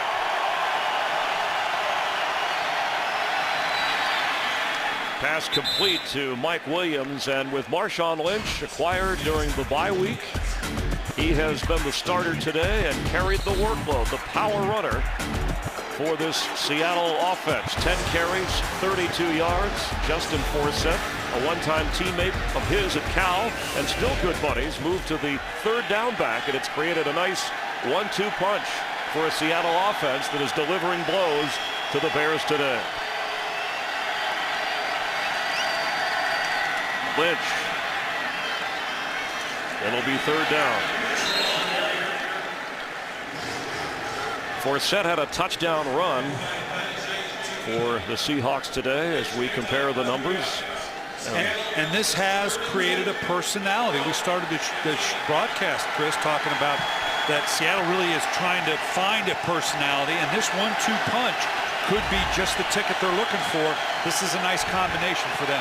And Forsett lobbied, even though he knew it would cost him playing time, the Seahawks to get Marshawn Lynch, and he's in now on 3rd and 2.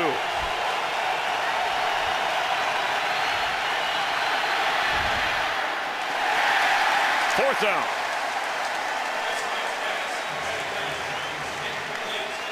Good stop for the Bears. Anytime you can get the quarterback to have to hold, it makes him nervous. You could tell he was looking for anywhere to drop the ball off. They're lucky that thing wasn't intercepted.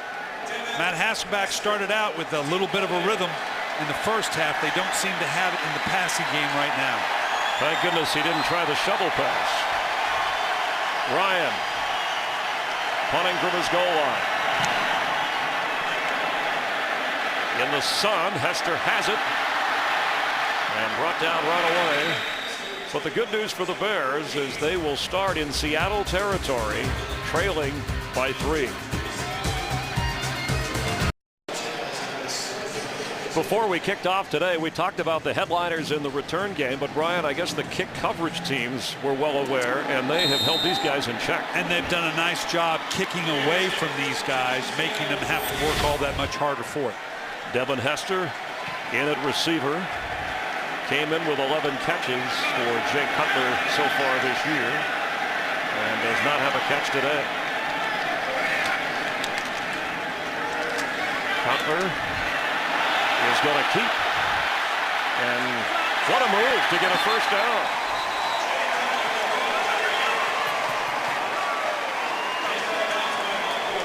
And you commented on it earlier, Chris, that he's a better athlete than people give him credit for. It's not like he's a runaround guy, but he's had to do a lot of this given some of the protection concerns.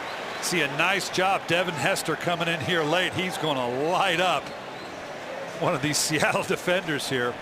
You got to be very careful with that. That was almost from behind. And if you're charting Mike Martz's play calling here, 24 pass, 11 rush, and that one which started out as a pass but turned into a run. Hester in the backfield. Cutler goes the other way to Chester Taylor. Good tackle at the 30. And Marcus Trufant from his corner position makes the stop. Chester Taylor came to them in the offseason, really one of the best third down backs in the league. Been a little bit of the forgotten man because Matt Forte has played so well up to this point on first, second, and third down. And became the short yardage back after a big game last week against Carolina. You touched on the rushing yards, their best rushing total last week, over 200 yards, the best for the Bears in some 20 years. Here, second down, 6. Taylor stays in. Pressure coming, Cutler throwing, and incomplete. Intended for Johnny Knox. Looked like Cutler expected Knox to break that off a little quicker. He shortened his drop, had to re-pull the ball down to get it back out. That's just a miscommunication between he and Knox. Here it is. He's just breaking it off hard to the inside. Looks like he expected the ball, or I should say Cutler expected to come out of it a little bit quicker. Bears 0 for 7 on third down. They're already in field goal range. For Robbie Gould, it would be about a 47-yarder. They need 6. A lot of pointing going on pre-snap. And Cutler goes down as Lawyer Malloy got there in a hurry. Wow. Just about to say, the one thing you can't do in this situation is take a sack, because you're right on the edge of field goal. All right, coming off this side back into here. Again, they're coming off that side, the short side where the tackle has no presence. The tackle again comes down, ignores the safety. That's twice now they've brought a secondary man from the outside that the tackle hasn't accounted for, and now it's taken him out of scoring position. 5th sack of the game for Jay Cutler, who's coming off a week off and a concussion. Golden Tate, who fumbled last time and recovered his own fumble, sure-handed here. Seattle with a 16-13 lead has the football. Again, this is what I keep talking about. Right here, you can't see the secondary man. Yep, now you're going to see him from here. Look at the edge. Watch this tackle. Watch where his vision goes. For some reason, he's not continuing to the outside. He's following the defensive end that loops down inside. The way the line is turning, he should have stayed to the outside. They've gotten it on him twice. And that tackle is 7th-round draft pick Jamarcus Webb, the rookie. Seattle has Russell Okung, their rookie, lining up against Peppers on first down, and Lynch is in trouble, but he's done a good job of getting out of trouble spots today. Let's get a game break. Go to Kurt Menefee in Los Angeles. Maybe more controversy for Andy Reid at quarterback. Kevin Cobb has looked brilliant today against the Falcons, hooking up with Jeremy Maclin for an 83-yard touchdown. Second score for Maclin. Third touchdown pass for Cobb. He's 18 of 23 and 257 yards, and his team's up by 18 in the third quarter. Chris and Brian. Thanks, Kurt. Big day in Philadelphia. The Phillies playing later tonight on Fox, Game 2 of the NLCS. Hasselbeck, complete to Mike Williams.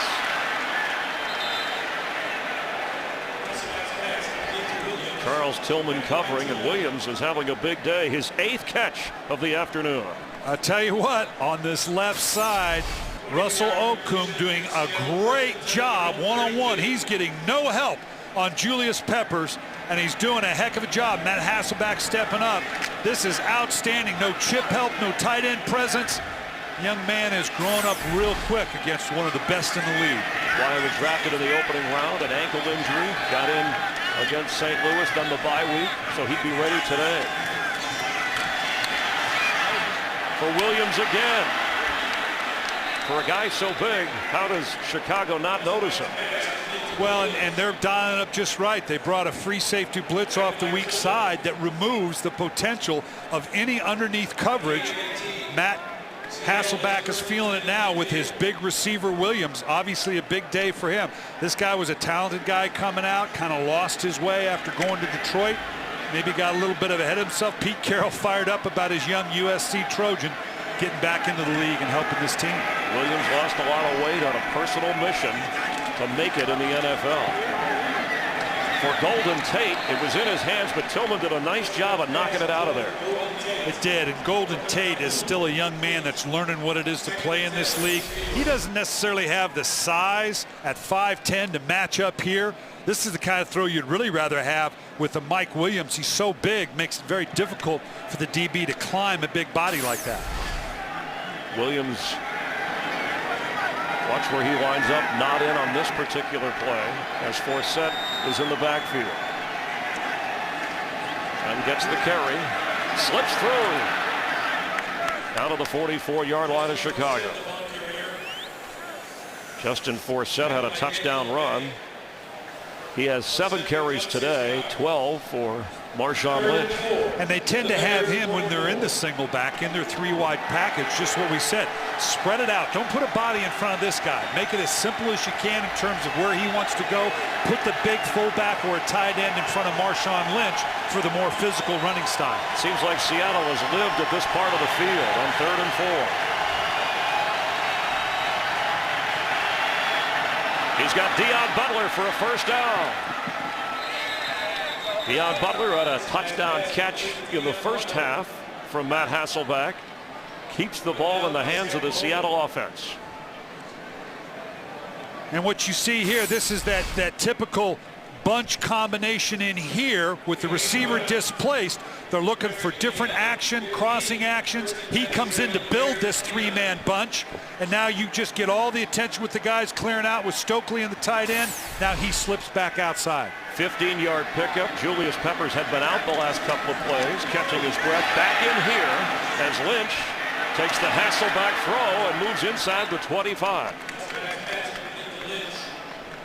I want to point something out to you, Chris, here. Brian Urlacher talked about how he's changed his stance. I want you to watch how wide he is here and watch his first step. He's stepping lateral. He's talked about now that he's come back, he's fresher. He's narrowed his stance. It allows him to be aggressive, more downhill, more compact, a much more aggressive first step. He attributes this as to why he's having such a good start to his season. And interesting, from 2 years ago, that stance adjusted as Forsett slips up the middle. And Seattle with an impressive drive here to close out the 3rd quarter.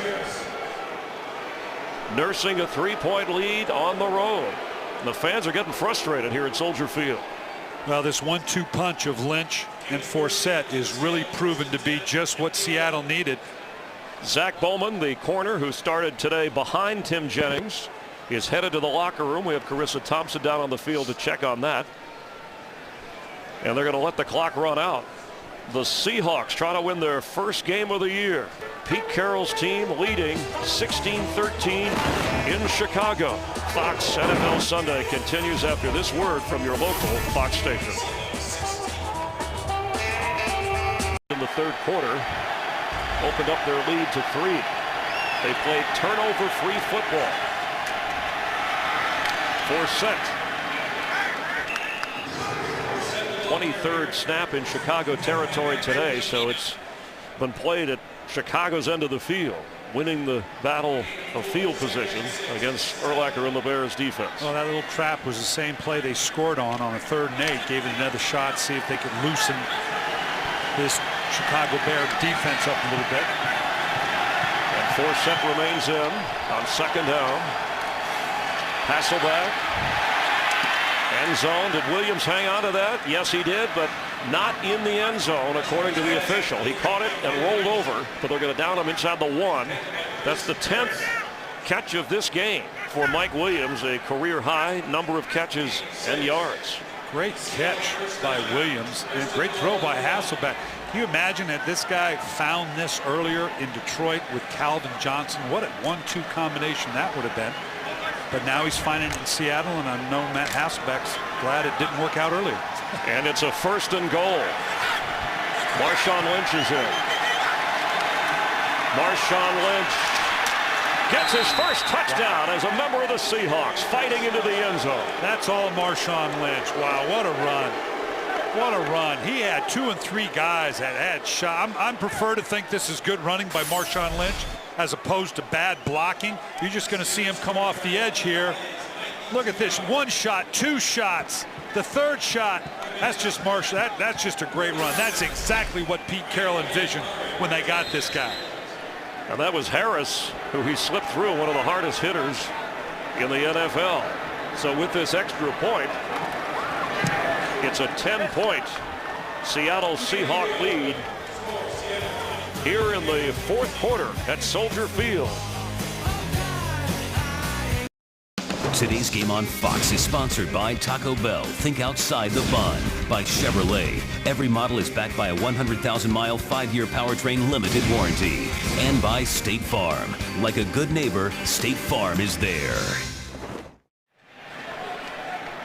So with the first touchdown from Marshawn Lynch as a member of the Seattle Seahawks, along with Justin Forsett.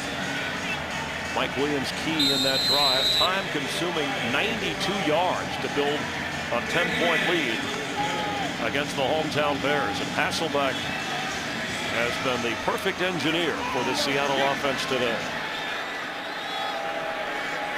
Alindo Mare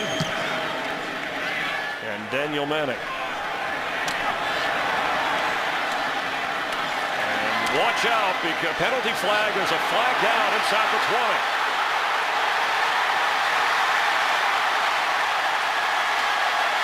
Manning has a touchdown, but let's check the flag.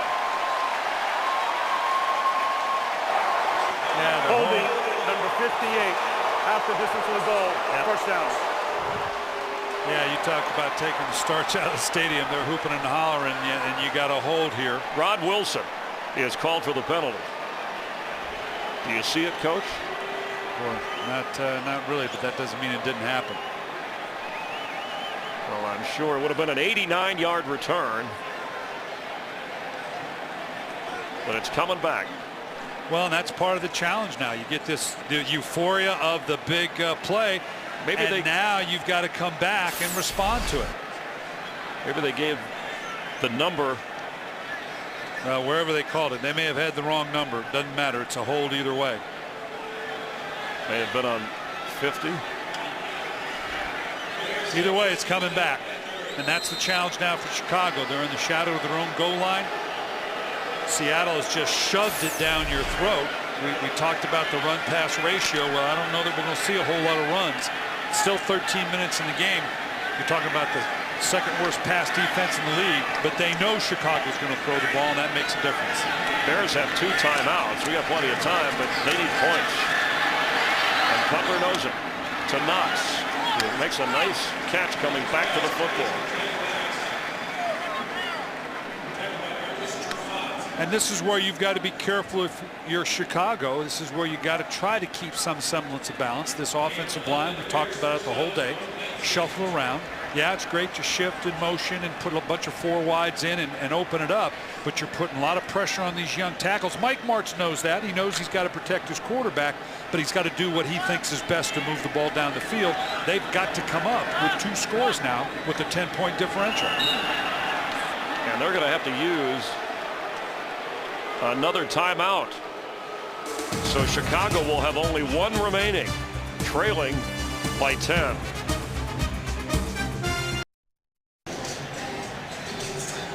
Chicago forced to burn a timeout earlier than they would like, trailing 23-13.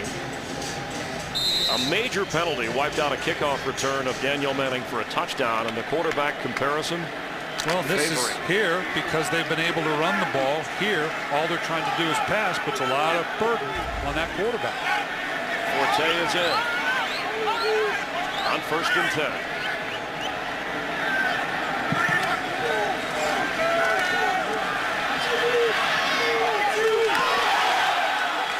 And the interception is made by Marcus Trufant on the sideline if he stayed in bounds.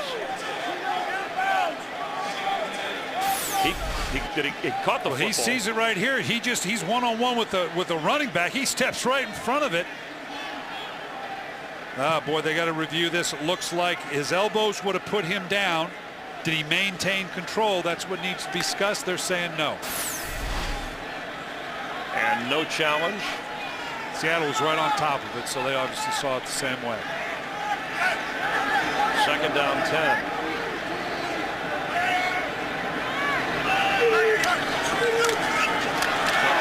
To Forte. They're going to be short. It'll be 3rd down. Boy, there again, yeah, you need to come over and help him up, son, because somebody has to turn back out to the wide rush back into here. Here you can see coming off this edge, the linebacker comes inside. The guard goes down. The tackle's in a tough spot there. They're turning the line the wrong way. Seattle's betting the ball is going to come out quick because they're a man short in protection. Puts them down to 3rd down. Raheem Brock delivering the hit. Cutler has been sacked 5 times and hit for another 8 or 9. 3rd down, and again, Chicago misfires. Intended for Devin Aromashadu. And that was Walter Thurman, who came into the game when Kelly Jennings left with a hamstring. I just think you're asking a lot of a displaced young offensive line. In the way the game is unfolded, that's something I'm sure that they'll look at going forward. And now we're down to under 12. We'll see how long Seattle holds on to the ball. But it's going to do but nothing get worse. So they're going to have to throw. They're going to see a lot of pressure. It's going to be tough for this offensive line of the Bears. Ball goes out of bounds. And that offensive line of the Bears taking a beating today. Today's game is sponsored by Chevrolet. Every model is backed by a 100,000-mile, 5-year powertrain limited warranty.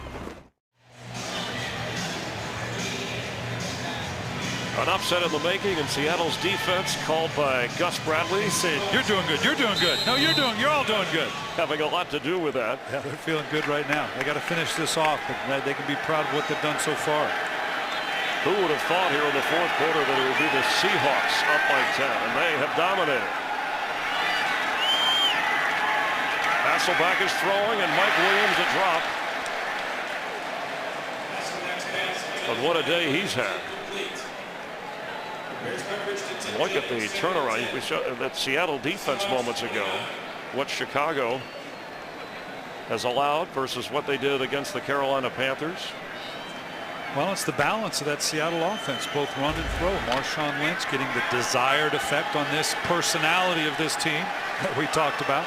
Yeah, you're talking about, Sybil and Sally Field and the true identity. The Seahawks are showing us who they really are. Williams, and it's incomplete. Well, this could be an important 3-and-out for Chicago. If they can force a quick 3rd-and-out here, this is a 3rd and long. If they can do that, they can regain maybe some of the emotional, because right now it's all going the way of the Seahawks. Yeah, and Tim Jennings, who made that play, got the start. Zach Bowman, who we showed you leaving moments ago, questionable with a foot injury. 3rd and 10.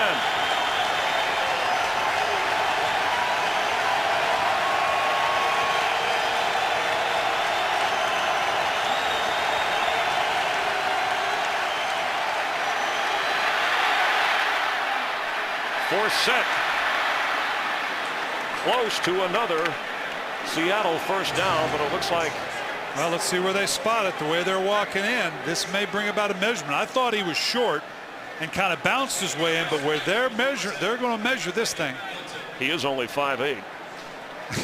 But this is, this is if Chicago gets the ball back here. I think they're short, but boy, that's pushing the edge here. They're going to measure this thing. Again, the chains are down here on the bottom in terms of, and a lot of people don't realize that they've got to bring that all the way across the field as they're doing here. This is going to be close. I think it's a little short. The official on the Chicago side of the field ran showing no first down. Our line is not official. It just gives you a gauge, and yeah, that is official. It's short. Boy, that was awful close. And that's this could be a major moment in this game. They're not gonna go for this. I know Pete Carroll is enthusiastic, but he'd have a schizophrenic personality if he went for it here. He certainly. This night, they're looking down the field. It's not going to happen. So often on 3rd and long, you got to throw the ball underneath, hope somebody can make a play. And the explosion of Forsett, he almost pulls this off. If he'd have been 5'9", this would have been a first down. You're probably right. So they're punting. By major moment, I mean that the Bears defense got the stop. They did. And we said it doesn't matter whether you stop him by an inch or by 10 yards. You stop him. Now the Chicago offense has got to take advantage of this, getting the ball back. And the crowd has been nudged here at Soldier Field. Good kick. And all day, whether it's punting, kickoffs, they have been excellent. So Chicago starts at a hole, trailing by 10. Here in Chicago, an excellent punt by John Ryan. The special teams puts Cutler and the Bears at their own 8-yard line. And Chester Taylor is in on 1st and 10. And they run to Taylor, who falls forward. They ran 7 times in the opening quarter. That was the 6th run since. But now they have to throw. Yeah, and in doing so, they've got to be a little creative with their protection scheme in terms of helping the tackles, change the position of the tight end from one side to the other, help with the back, because you don't want to open up the edges and put these tackles on an island repeatedly. You got to do it a couple times, but you can't do it consistently. Pressure's coming. Cutler gets rid of it quickly and completes. And Hester near the first down marker. You explained the offensive line and all the adjustments earlier, and they've had a rough day. Yeah, you know, you look at that and it looks like I'm trying to get off the 405 onto the 5 and some bad directions in LA. And these are young guys over here. And they're being put in a tough position. The other guy's out of position. Chris Williams is a tackle, now playing guard. This is a tough combination. This is tough on an offensive line, what they're facing right now if you've been together a long time. But if you're in a lot of new positions with young players, it's a teaching moment. Let's call it that. You can map West to first down. They got that. Cutler just kind of got rid of it. Knox was in the neighborhood. Cutler's been sacked 5 times today. That was his 28th pass attempt. He's completed 12. You can go to NFL.com's Game Center for Week 6 live game stats, fan discussion, in-game video highlights, and a lot more. Follow all the action at NFL.com/scores. Well, the Bears scored first, but after that, Seattle tied it, took control of the game, and they haven't let go. 9:33 to play on 2nd and 10. He is going deep, and there's nothing there. 2 defenders had it covered for Johnny Knox. It'll be 3rd down. Nice job in protection there by Chester Taylor on Lawyer Malloy. Lawyer Malloy in here. They knew he was going to be down in the front all day long. The tackle now does open up, and you see right here Chester Taylor squaring up. Good young, no, you're not a young back anymore. He was young when I drafted him in Baltimore. He's an excellent 3rd down back, not just because he can catch the ball, because he is a good pass protector as well. And I know I sound like one of those parakeets that keeps repeating itself. 0 for 9 on 3rd down. They were the worst in the league in that department coming in, and here's another 3rd down. And Earl Bennett makes the catch. Short. I think he's short. Do you have a parakeet? No, the seeds get all over the place. Okay, yeah, this is short. Now they're 0 for 10. Like we said earlier for Chicago, doesn't matter whether it's 3rd and 1 or 4th and 1 or 4th and inches. If you can get them off the field after 3 downs, this is a win for Seattle. Brian, listen to this crowd. They're frustrated. Yeah. And how did Pete Carroll and his team has taken away whatever home field advantage Chicago had. They have made this home their home right now, like Lawyer Malloy said, coming out in the game. Frustrating day on offense continues for the Bears, and Golden Tate hauls it in and slips a tackle or 2 to get a couple of yards, tough yards, where Seattle takes over on offense. And if the Seahawks could hold on today, the Rams were winning. Arizona is idle, so you'd have 3 teams tied atop the NFC West. Yeah, you got the coming home. We're going to do that game next week at Arizona at Seattle. Oakland, see how they do today. They get Arizona twice, actually, the Giants and New Orleans. So not easy for Seattle, but a lot of it within the division. This stacks up pretty good. I'm sure they'll be glad to go home next weekend to face the divisional foe, Arizona Cardinals. And when the year started, a lot of people were on the 49er bandwagon. They've yet to win, even though their front office thinks they can turn it around. They're at the bottom of the division, and the Seahawks are up at the top. Well, Pete Carroll knows he can build on this, because that's what he's about right now. He's new to this team. He's trying to set up a mentality here. It's anybody's ball game sitting here with Arizona at 3-2. They've got to bye. Seattle will, if they hold on to this, go to 3-2. This is, 8-8 may win the NFC West. Well, who cares? You can make all the comment you want. I win the division. I get to go to the playoffs and we'll see what happens.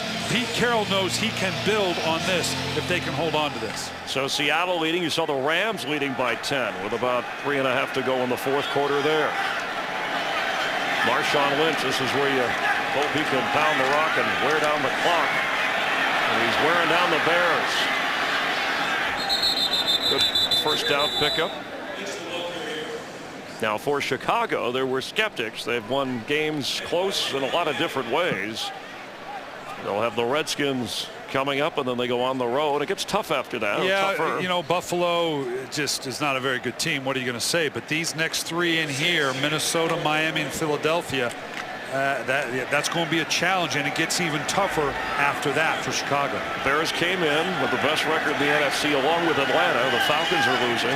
Over in the AFC have the Ravens and Jets, who entered the day at 4-1. Lynch carries again. Let's get a game break. See what Kurt Menefee is keeping an eye on for us now. Kurt? If there's any good news in the north for the Bears, is that the Packers are losing right now as well against Miami. That's Anthony Fasano with a 22-yard touchdown reception from Chad Henne. And the Dolphins are up by a touchdown late in the fourth quarter at Lambeau. Chris and Brian. Thanks, Kurt. Kurt showed you earlier Aaron Rodgers playing in that game despite being shaken up during the week. What a game Chad Henne is having for Miami on the road. A 3rd and 5. This Bear defense needs to make a play. Hasselback incomplete. It was good pressure, and Tino Isamoa good coverage as the ball went through the hands of Forsett.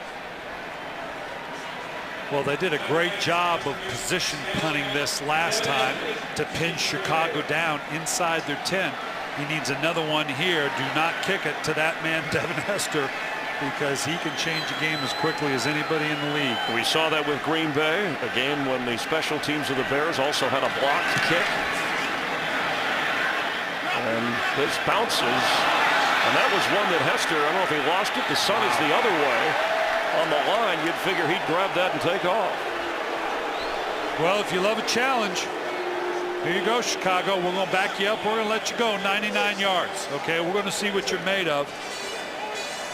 That's a heck of a kick. You know, typically you don't want to field it when you're standing inside the 10. He was probably afraid to step up and field it. I don't know. Nice job. Great job of position kicking away from these dangerous return people on both sides of the ball. You saw Kurt Menefee with the update. Green Bay trailing the standings in the NFC North, and the Bears were the leaders coming in all by themselves. Minnesota plays later in America's Game of the Week on Fox at home against the Cowboys, trying to dig out of a 1-3 hole. The Bears from the 1-yard line. Pass complete. All right, who did he complete it to? That's Brandon Manu Maliuna. Very good. I messed it up the first time, but that's probably the one catch you'll have all year long, which is why it was a surprise to Seattle. But it punched a nice little hole, gives you a little bit of breathing room. Beyond the fact of the yardage, you're looking here, Jay Cutler, that's uncomfortable throwing when you're standing in your own end zone. And he'd like some more breathing room in the division, which is why Chicago, a home game they thought they should win, needs to try and rally here. 2nd and 5. Pass complete for a first down. That's Earl Bennett. And he gets out of bounds to stop the clock. You're really in that kind of a mode here with 2 scores. You got to think you have 1 timeout. You got the clock is your enemy as well. And you don't need to know huddle here, but you need to have a little tempo about you in and out of the huddle. And Jay Cutler's trying to get that because the clock is becoming a factor, even if you can drive the length of the field for a score. Cutler has time, and Knox was going the other way on the break. Incomplete. Well, you hear it all the time and about a Mike Martz offense. It's all about timing. It's all about trust. Receivers where they're supposed to be, when they're supposed to be. They're doing what they're supposed to be doing. And Jay Cutler expected him to come out of that break much earlier. What did Mike tell you about the quarterback being maybe just a step off? And he said that most of my quarterbacks are. He says Wednesday, but you're getting a new game plan, so everybody's off. The timing's off. He says he was sharp and looking good on Thursday and Friday. And Cutler told us Friday after practice, again, he thought it was the best week of practice all year. Everybody knowing where they're supposed to be on this offensive unit.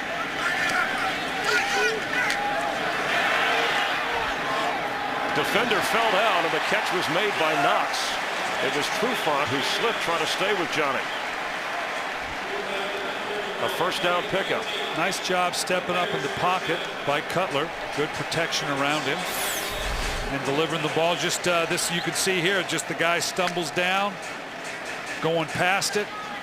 Really could not that it would have made a difference. Nice job throwing it to the outside. Nice safe throw. So out of the hole to the 31-yard line of Chicago. Pressure coming. 6th sack of the game for Seattle. And Jordan Babineau, it's been between him and Lawyer Malloy. The heat from the safety spot has been tough on Cutler. Yeah, and whether it's the DB that actually gets them or whether it gobbles it up protection, you're going to see it coming up from up in here. He's going to come from the outside. He either draws the protection and allows someone inside, or here again, the tackle steps down, does not turn out to a count. We've seen it 3, 4, 5 times now. They're just not handling this DB pressure off the edge. Now it looks like Seattle is going to drop defenders into coverage on 2nd and 16. Cutler's pass for Bennett is incomplete. And now it's going to be 3rd down, and we know, I can hear the parakeet, how Chicago has struggled on 3rd down. At what point do you get to a hurry up if you're Jay Cutler or Mike Martz? Well, we're closing in on it. If they could have maintained this, but at 5 minutes here, if you get a 1st down, and this is a tall order at 3rd and a ton. 16. Yeah, you got to think about going no huddle now, because the one score is not going to do it for you. Devin Hester comes out to the left side.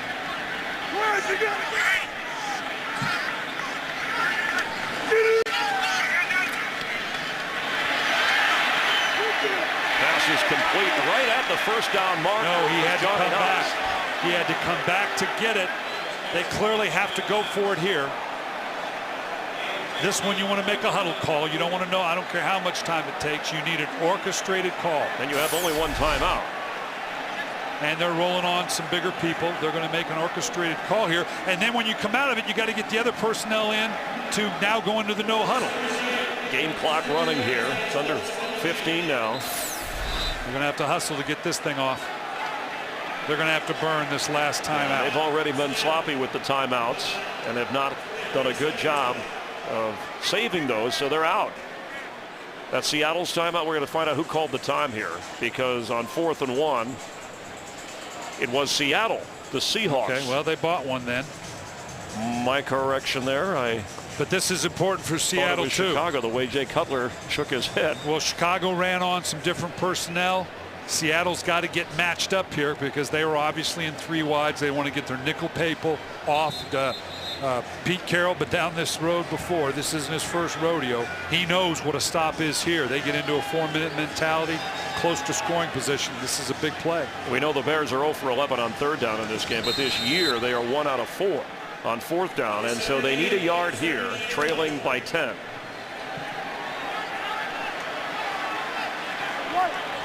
Chester Taylor is the back.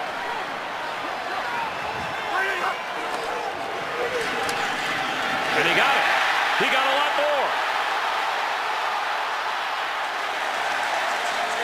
Chester Taylor to the 35 of Seattle.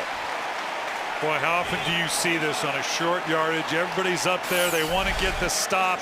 You got a whole bunch of bodies up in here, and now you get the downside to that is if you can get past that first level, that means there's a whole bunch of bodies behind you. Bears still do have the 1 timeout, and they'll have the 2-minute warning. Cutler's pass incomplete, and it looked like Lawyer Malloy ran up the back of the receiver, but there is no flag. No, the DB has the right to the ball as well. He timed that perfectly. They're lucky this wasn't an interception. You can see he's just coming in from the outside right here. And they're booing. He has a right to go to the ball, too. He has as much right to that space as does the receiver. 15-year veteran having a terrific game for Pete Carroll and the Seahawks defense today.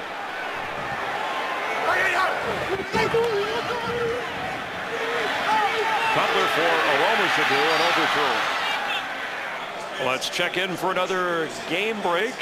Looking ahead to America's game of the week later. Let's check in with Kurt Menefee. And a reminder that when you guys are done, Randy Moss and the Vikings, desperate for a win, will host a desperate Dallas Cowboys team. Each team coming in at 1-3 and need to win to have any chance of keeping postseason hopes alive. That's coming up just when you guys are done there at Soldier Field. Chris and Brian.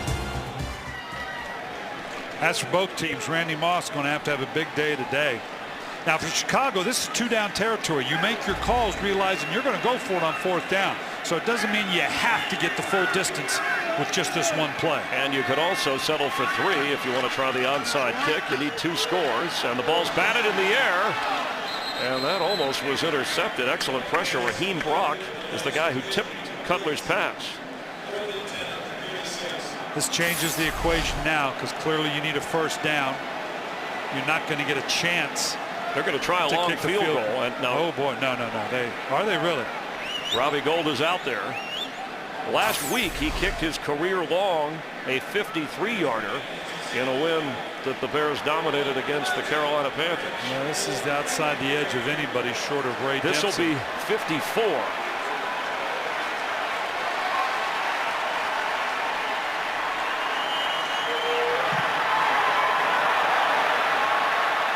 Very short. Not good. The emotional and energetic Pete Carroll. That's real. That's how he always is. In fact, Leon Washington said, I haven't seen him not smile yet this year. Yeah, never down at practice. He's fired up now, but they got something to finish off here. But now we talk about their personality. I made fun of the Sybil-like and Sally Fields. We don't need Sally Fields right now. They got Marshawn Lynch. They got a big fullback. This is pound away. This is part of now having a big back like Marshawn Lynch that allows you to finish off a game inside a four-minute offense. You didn't like the decision of Lovie Smith there to go on 4th and 10 for the long field goal? Well, if you have faith, that's to having a lot of faith in your field goal. Ball is fumbled. Oh, baby. Snap, and the Bears have it. Coming out of there holding the football. No, unbelievable. They're going to procedure penalty, dead ball foul. Start. Left guard. Bails the Seahawks. How about that? That's one of those inequities in the system where a mistake on your part saves the day for you. It becomes a dead ball foul because technically the snap does not happen because the foul happened, the procedure penalty happened before the snap. And Ben Hamilton, that's one penalty they probably won't scold him for in the team meetings. Yeah.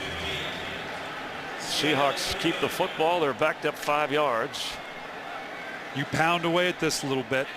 And Lovie Smith, whose teams have lived on takeaways, do not have one today.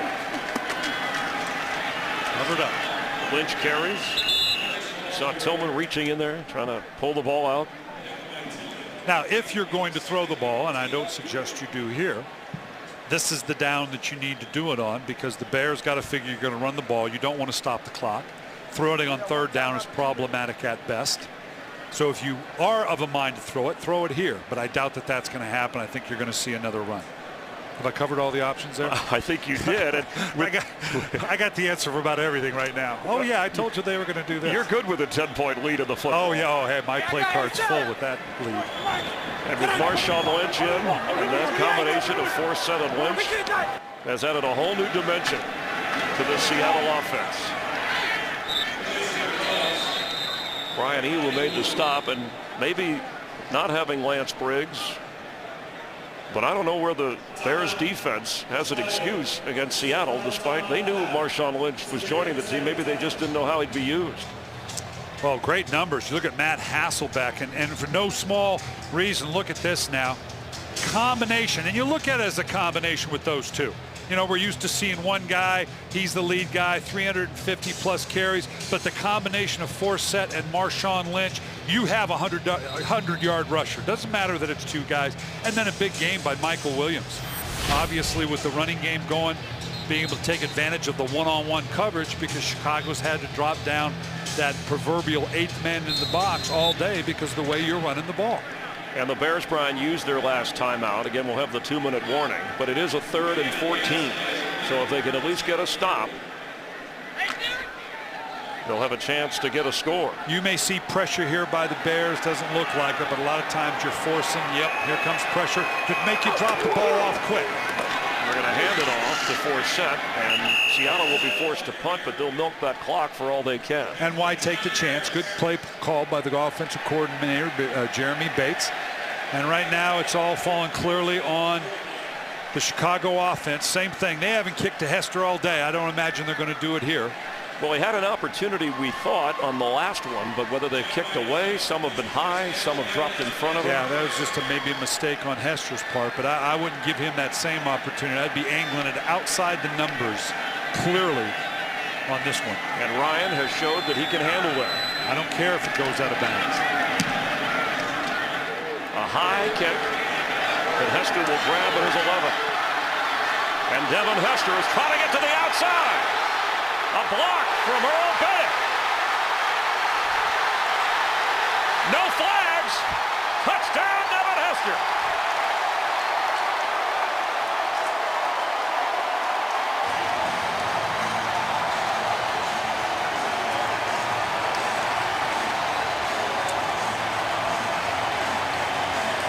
Well, the crowd came back into the stadium. 89-yard return.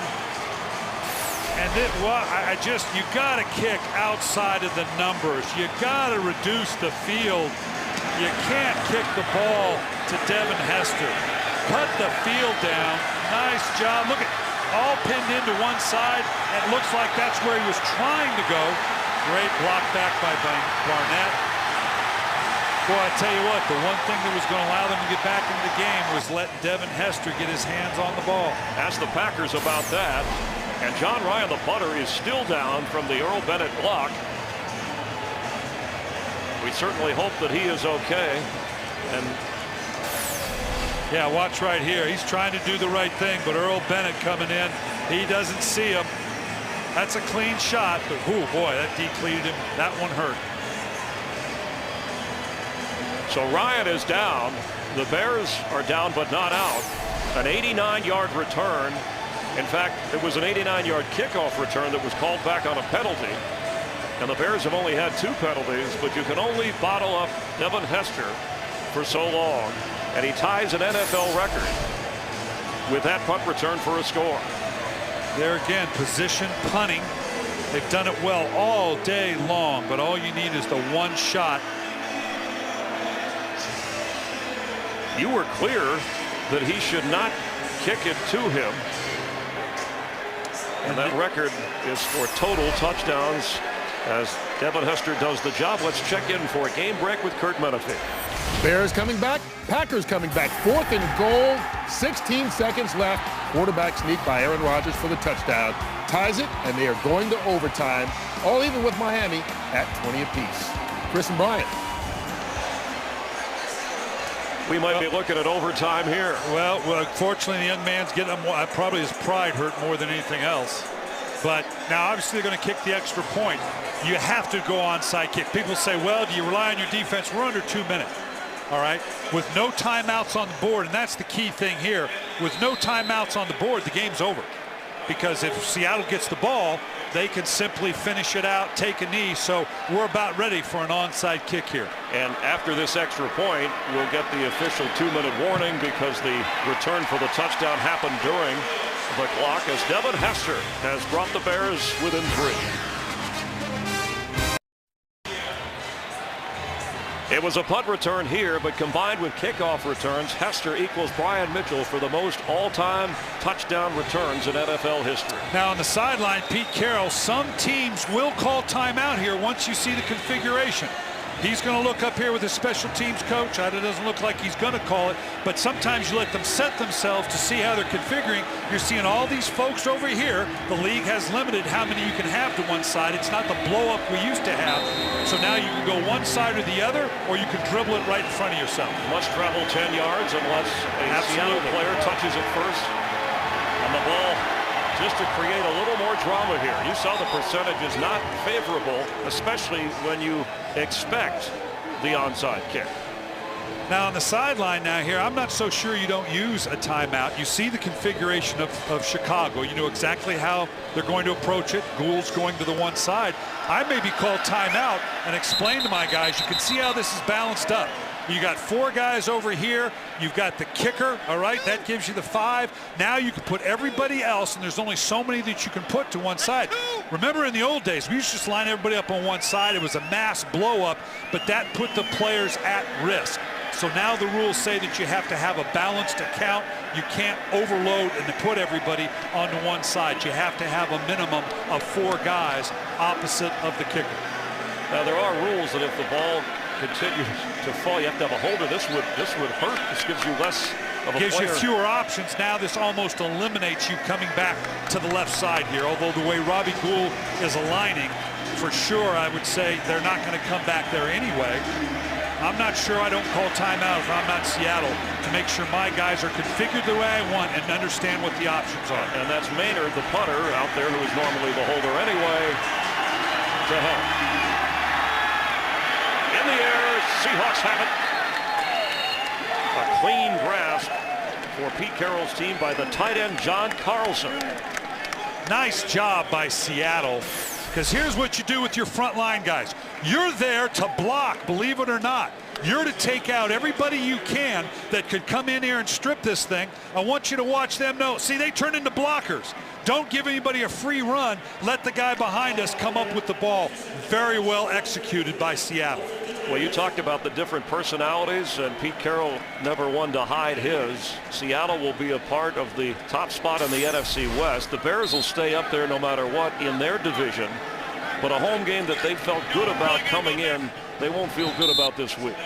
No, and this is, like I said, this is a defining moment for Pete Carroll in his young tenure with the Seattle Seahawks. Winning on the road, he's telling his troops right here, guys, just believe me. I've been telling you all along, just believe me. Buy into it. They've got a sign at their practice that says, I'm in. And it's sophomoric, it may be college, collegial, whatever you want to call it, but everybody's required at practice to touch that sign just to say, I'm in, I'm drinking the Kool-Aid, we're going to stay with this thing together, and it pays off with the win today. And Jay Cutler frustrated. He was never in the groove today. Sacked 6 times. Not a lot of time to set up and throw the football.